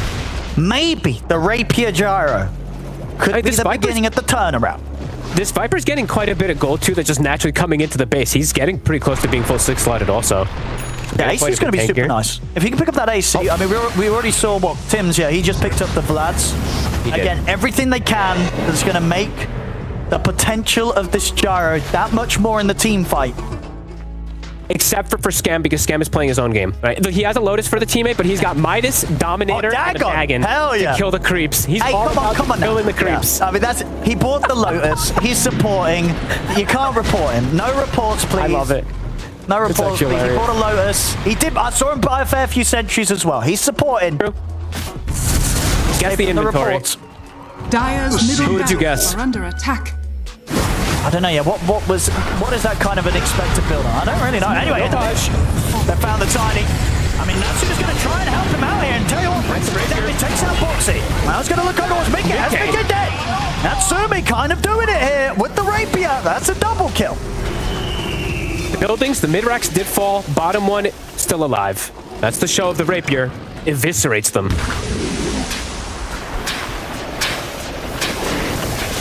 then maybe this was the plan all along from OG. All about the rapier, Like, baby. it doesn't matter. You can hit all the creeps you want on Liquid. You can farm as much as you'd like. But once we have the gyro rapier, we can clean this game up. Doesn't matter if you're 24k ahead. I mean, earlier they were even more than that. That lead is getting taken away a little bit. A little bit. Well, as the game progresses too, right? Like these 20k leads, once it's like, compared to like a 30-minute 20k, Yep. you know, 50 minutes, it's dealable with. It's absolutely dealable with. Buildings, like I said, they're probably going to deal with megas at some point, but Scam, he is actually able to clear 3 or 4 of those summons that come in from time to time now. Almost 25 as well. And they're getting themselves the Aegis. Very impressive. Zed. Natsumi. Aegis in hand. Sure. Still wants to try and make a go here. But won't find a clean entrance in towards the fight. Nico's able to hold him back with the glide net. Lotus up as well. Can safely back away. That's the mega creeps. Damage has been done. They've got to deal with the mega creeps. I mean, all in all, how good is their lineup at dealing with mega creeps? I mean, pretty decent. The gyro and the Viper can forever kind of do it. It's just I'm always gonna be looking at the glyph. It's still about 80 seconds, so I think they should have time for that glyph to come back up before any type of play that can come. We gotta get this game could continue for a long time now, Owen. They are rallied around Natsumi with this rapier, giving him Moon Shard as well. Let's go Refresher Shard as well. On top of that. So for Liquid, is it wait for Aegis to go away? Keep the map in this kind of state where they can't really step outside and get that extra farm. They are still farming a lot less. Mega creeps are worth pretty crappy gold. So if Liquid just farms the whole map, they still, I mean, I don't know what else they can gain though. How many more items can they get? I mean, Tofu still doesn't have Aghanim, so that would be nice if he can finish that one up for the team. That's true, yeah. 3,000 gold towards it if he wants to. He went for the Kai Assange first too, so he'll have infinite mana. I'm actually shocked that he did go for that first. There's the smoke from OG. Obviously feeling Hard strong for them to get around out. the Aegis. It's going to be down to sort of Tims or Yopash to make some crazy initiations with the hook shots, with the blinks. Ace, the Ace! They get the setup. Avalanche in a toss. He'll get the BKB off though. Natsumi? He blinked on the cliff. Okay, he got tossed down. It's a good job Yopash was ready to bail him out. That would have been quite an unfortunate end to the game if the Rapier Gyro gets caught on the cliff on his own sort of choice. But he's fine. I actually just started sweating for him. That was, yeah. I'm not even kidding. I was like, oh my god, what if Nisha just blinks and like goes for the goes YOLO? Jesus, that was dangerous. Ooh, hook shot off the mark there from Tims. Not going to be able to get the catch on Tofu. Blinks up. Mickey, they're looking to catch when people are split up. Boots of travel 2 plus teleport. Go for Nico. Get the roaring on towards him. Nico, he's got, but Natsumi's ready to turn around and try and fight back. A look towards Mickey. Mickey's in trouble. Natsumi again able to shoot him down. Missile up to Nisha. Yopash Might have him. got the follow-up, has the toss back. It's going to be the mid and the carry dead. Nice play. This infinite, I mean, this Ice Blast duration, we said it might get to the point where Skema is literally just sitting in Fountain throwing them. It bypasses, hits 2 or 3 targets. Lasts forever on them, too. 2 cores dead. They kill the Viper, but it takes them some time to kill him. Natsumi. And the plan is... Magic happen. It's kind of working out for OG. If this was the game plan all along, it's just the biggest brain and game plan I've seen from a team. Top. To be able to turn around a game like this. Ward does see Liquid all positioned around the area. They might be able to jump and catch somebody here. Scam, Yopash looking.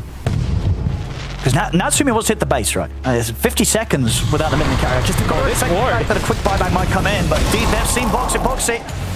Get the roll off. BKB from Ace. Looks for the TP, but the hook shot's there. Tims gets the angle. He's going to be able to stop the escape of Ace. Kill off the Lycan. OG, they're holding. Things are falling into place in a way that they're getting rich. Might not have been expected here, Fogged. They're getting pretty rich. The support, everyone's starting to get so much gold on OG. Just infinite creeps coming into them, finding these pickoffs. Everyone's 25, right? Tim's 25, Scam 25. Are fortified. They're forcing the fortification. They're into the base.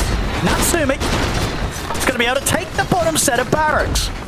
And we'll be able to get out before Sticking around. Nisha can have anything to say about it. I mean, indeed, they're sticking around. This might be a bit risky. It's just the two of them here, Yopaj and Natsumi.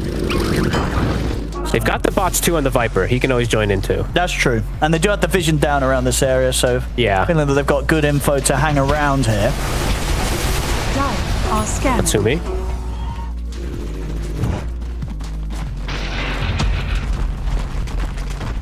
He's just about to expire. Has to be careful. Playing around this ward.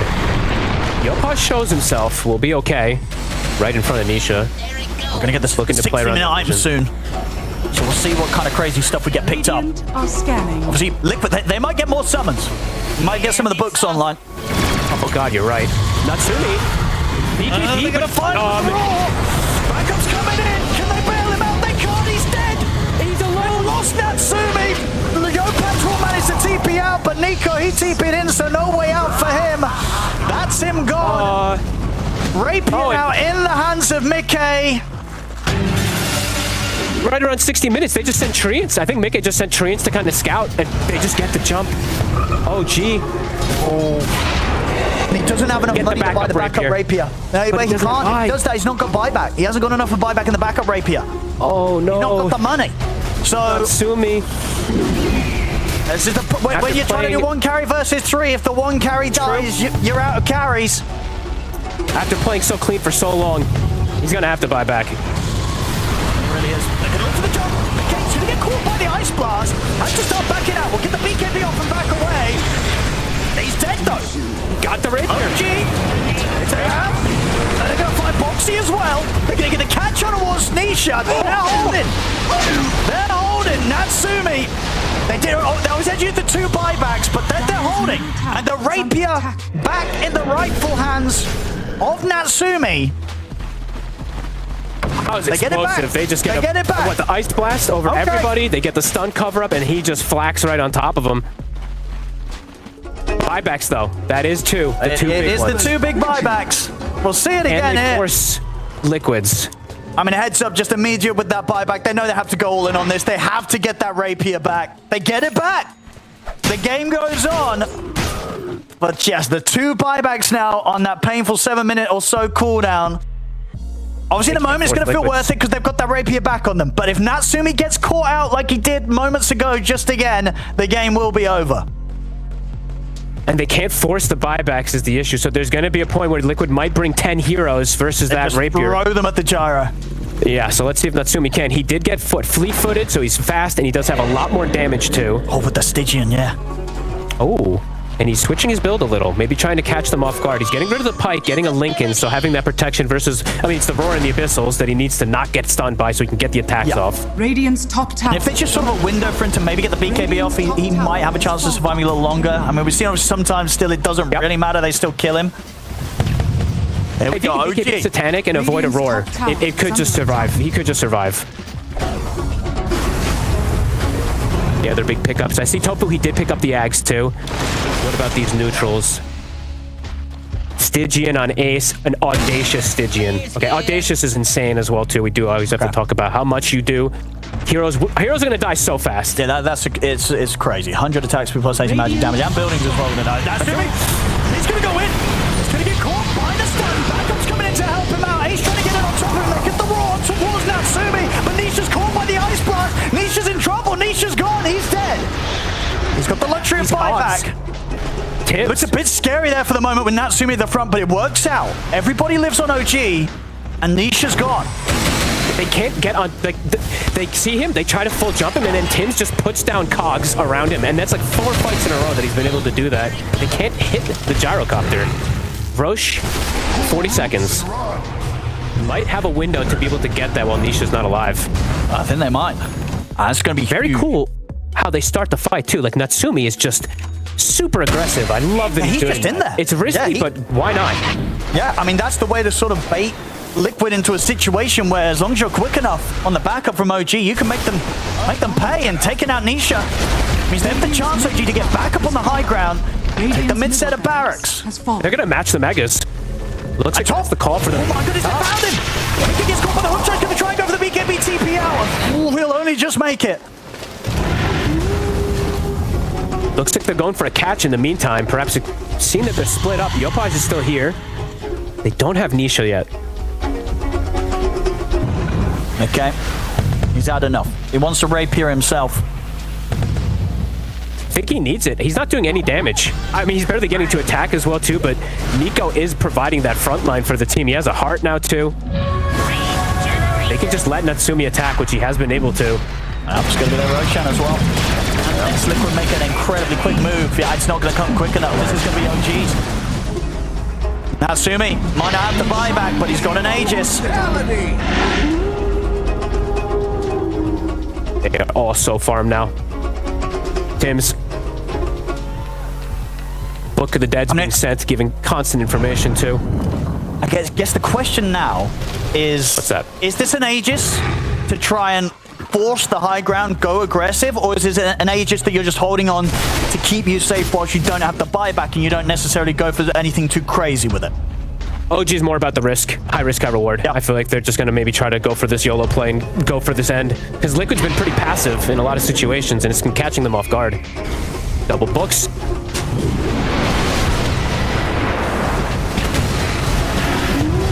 They can get the jump. These books, they give a lot of money. You also just don't want to give up free, like, 6 books. That's, what, 900 gold, I believe? That's true. But I guess we're getting close to the point where what is money, you know, at this point. At least for some of the heroes, right? For some of them, yeah. I mean, Mika can still buy Aghanim, still buy Rapier, so there's still some growth potential, right? But yeah. Natsumi. In the barracks. Fortification will stop them for now. Stopping this gyro with the Aegis is gonna be easy. Natsumi, motor start, look at the jumping. What's he doing? Kick him back on the wall, Jopaj. Think of the combo on the wall, but Natsumi's already done the damage, taking the barracks. We're getting caught in the spout. Natsumi is ground against Natsumi. Natsumi's getting low, but they can't quite finish him off. And even if they did, he's got the Aegis. He doesn't care. Jopaj dies, but he's immediately in with the buyback TP. Oh, he's still with them here, and that's the Mega creep's done. So Megas versus Megas now, Fog. Megas versus Megas, but Yopaj with an unnecessary buyback, perhaps expecting a chase. That's a dangerous one to do at these points. Looks like Liquid's identifying that they can't just all in the gyrocopter, and they're kind of going for split targets. It looks like Nisha's now roaring the Tiny. I think they're identifying that Yopaj is very disruptive. These Ava tosses, now that he's got Refresher, Octarine, etc., it's allowing Natsumi to just kill everybody during that Ava toss, or during just the avalanche. And we'll see what might have to see in that fight as well. You know, Mickey, he was quite close to killing off that gyrocopter, and this is obviously before he's got the Divine Rapier. You know, we're definitely seeing the effect of having that audacious, that extra attack speed and magic to attack damage. So you can only imagine Nico. Nico's gonna be able to find him here up top. Nico. He's not getting out of this one. He is out, and his buyback still on cooldown. Either way, didn't have the money for. So yeah, long story short, he's out of the game for 2 minutes.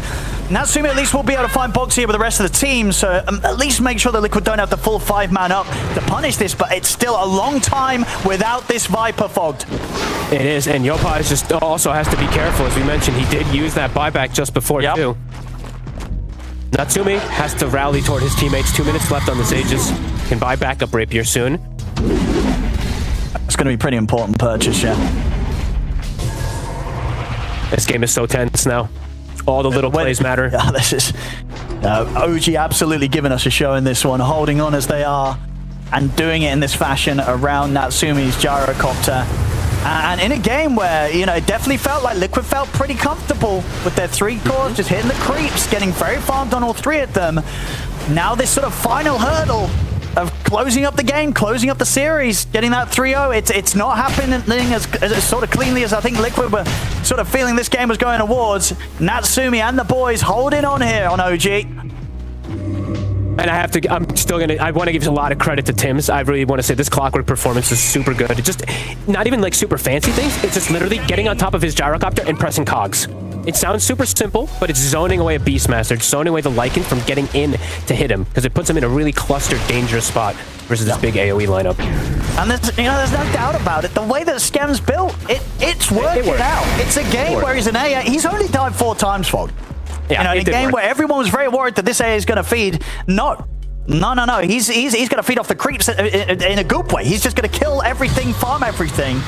He's now massive. You know, bots 2. He's got his Dagon. He's ready to get that Octarine online as well, Scam.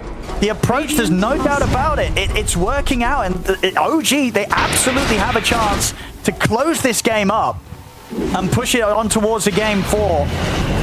All execution now at this point. If they just make too many mistakes with this no buyback on Yopaj, have to be super careful. But the mistakes are more there from Liquid in these last few moments, it feels like. Liquid. Dire are scanning. Okay, it did consume the Aghanim. So I was like, wait, where does gold go? Okay, so he did consume that one. Yeah, Scam, Scam could honestly surpass a lot of the cores in this. I think he's going to surpass his Tiny and his Viper. Just full-on base defense. Yep. But he's literally defensive solution. He's doing it. Sneaking forward. Quit, they're thinking about fighting this. They go look towards Tim's. Raw come through, that's Tim's out. Tofu's seeing if you get the catch onto anyone else, but OG, they're hot on the retreat. Now Sumi able to get the flick off just in time. Boxy's going to roll forward, gets the kickback on aboard Yopaj. Yopaj, he's surrounded. A solid kickback there from Boxy allows Liquid to take Yopaj out. 2 minutes, he's dead. No buyback on him. Can they get disengaged? They're positioning themselves on high ground. Looks like they are backing up more, though, afraid.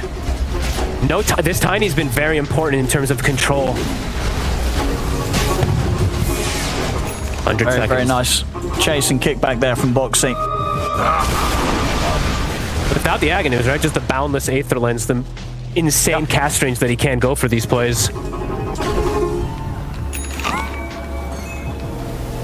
See what Liquid do with this. 90 seconds, no Tiny. They're going to know that he doesn't have the buyback. That's the rapier picked up by Mickey. Has enough to get that purchase. Still have the luxury of buyback on top of it. What do you get? This is going to be a very tense 80 seconds here for OG.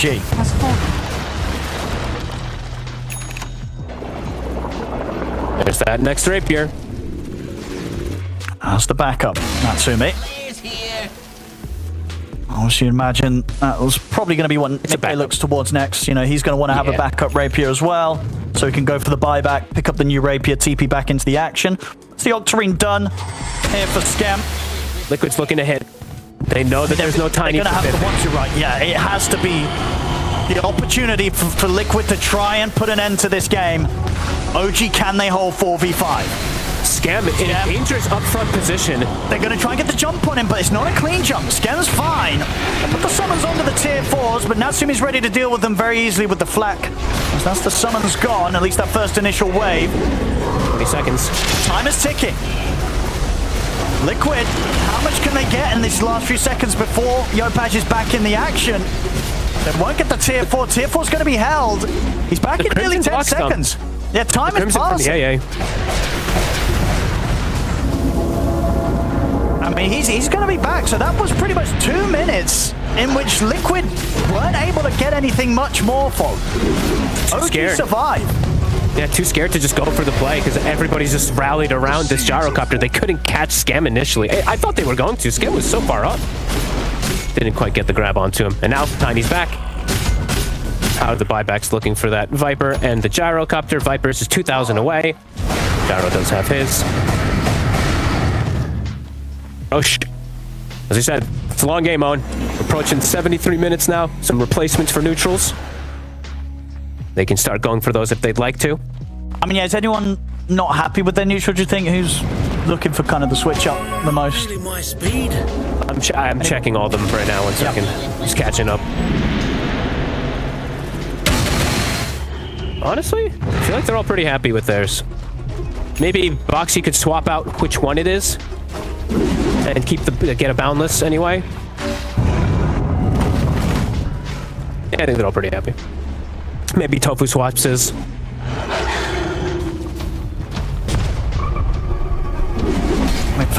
For Liquid, what is the game plan from them? Because I feel like they're going to be scratching their heads a little bit. They're going to be like, guys, we've had these mega creeps for so long. We haven't been able to close up the game. We killed off their mid and had 2 minutes that we still couldn't close up the game. So when are they going to be able to close up the game for? What's the plan from Liquid side of things? They have this net worth lead, but no, OG, they're ready to keep this game going and going and going. I don't want to curse I don't want to curse anything because every time when we have these like 75-minute games and it's been like very, very close neck and neck, there's like and then the game just ends abruptly because like someone pops cliff, right? So. I'm trying to push out the top way, but Tim's is going to find him. It's the catch. Both sides have great ways to just go for the throne. Obviously, Liquids, with all the summons and with all the buildings dead, they have a bit more opportunity to do so, but even the gyrocopter we could see some weird base race situation.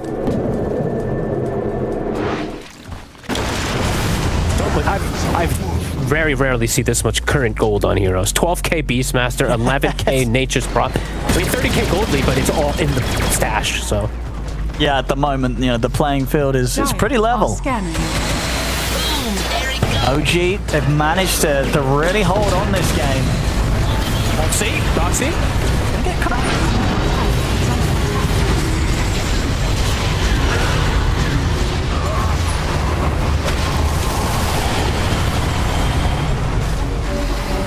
Dire's ancient is under attack.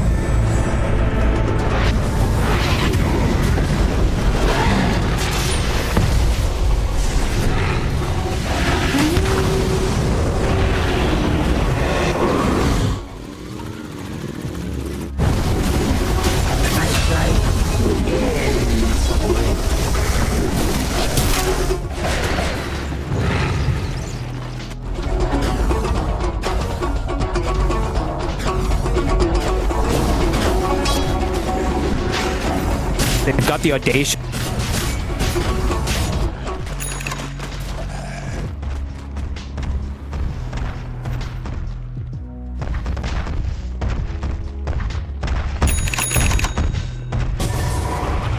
Attempts like that, yeah.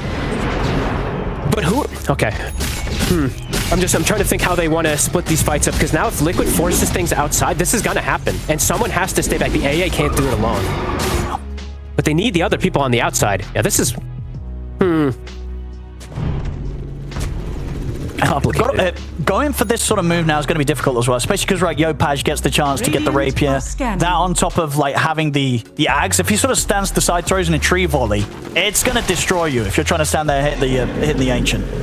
That is true, but look, this ancient's gonna die. So there's rapiers, audacious, and Stygian. This throne will die in like 4 hits, 5 hits. It doesn't look like it, but it will die so damn fast. They have to be so ready on the side of OG, and especially even through like backdoor protection, right through backdoor. Yeah, I'm telling you, they'll go right through. I've seen this game. You remember the one from was it TI? Was it with Yatoro? I think it was, right? The crazy one where they were behind super long and then they almost thrown. It was like a Crimson Guard that ends up protecting, I think it was, from Falcons. So there is a Crimson, so maybe, but it is on an AA, so it's not the tankiest hero that provides that extra bonus source. As the secondary rapier picked up from Mikke after losing that initial one.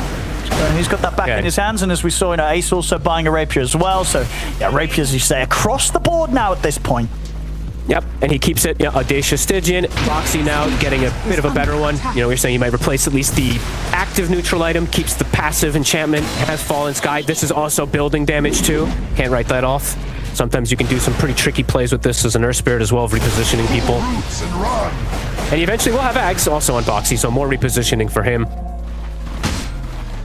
This game is, this game is truly delivering the best game I think that we've had really by far in this tournament. This is...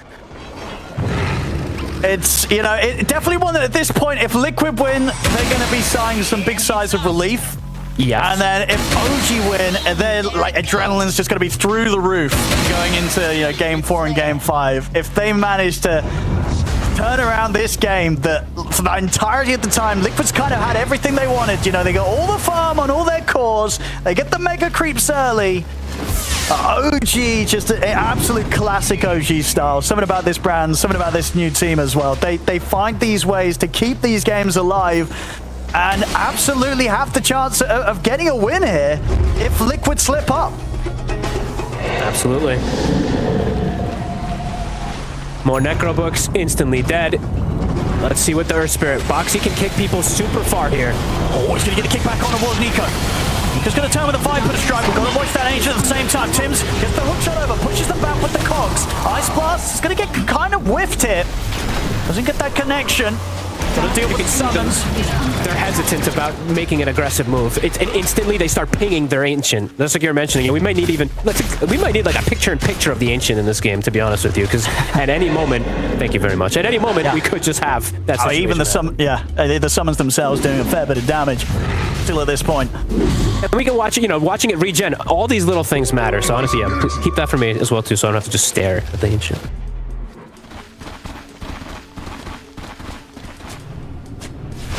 Such tense moments, both teams. I'm looking forward to see the tree volley too. I want to see if a tree volley can do some crazy stuff because people are clustering a lot actively. Dire's ancient is He doesn't have data and stuff. Maybe not as much as we would hope, but let's see. Foxy. Go for another kick. He's not going to get it. Another turn towards him. He's got the heal just to protect him. He's going to get the chance to get back down to the low ground with the axe here. He's going to look to survive a little longer, but they'll kill him off. Nisha in with the jump. Natsumi. On towards Natsumi. Natsumi's in trouble. He's gone. He's going to have to buy back very likely here. As Yopaj is in with the 3-man avalanche and the tree volley, but will still get put to a stop it by the roar. Nisha backing off super low on the Beastmaster. Natsumi coming in on the buyback, chasing Tofu down. That's Tofu out. Nisha caught at the side by Yopaj's avalanche. They'll get the kills here. Again, it's having to come off the back of Natsumi's buyback. A big buyback coming out. The Ancient, again, taking quite the battering, but they do get the summons off. Keep the Ancient alive. Honestly, Skem's Crimson has been doing so much work in terms of just reducing the whittle damage, because they may have had to actually pop Glyph if it wasn't for just these Crimson blocks that he's been able to put out there. Oh, they would have had to, yeah, for sure. Yeah. And this is, again, now another super tense moment, because Natsumi now, no buyback. Yes, he has another rapier, but this is a dangerous moment for them. This game just teetering.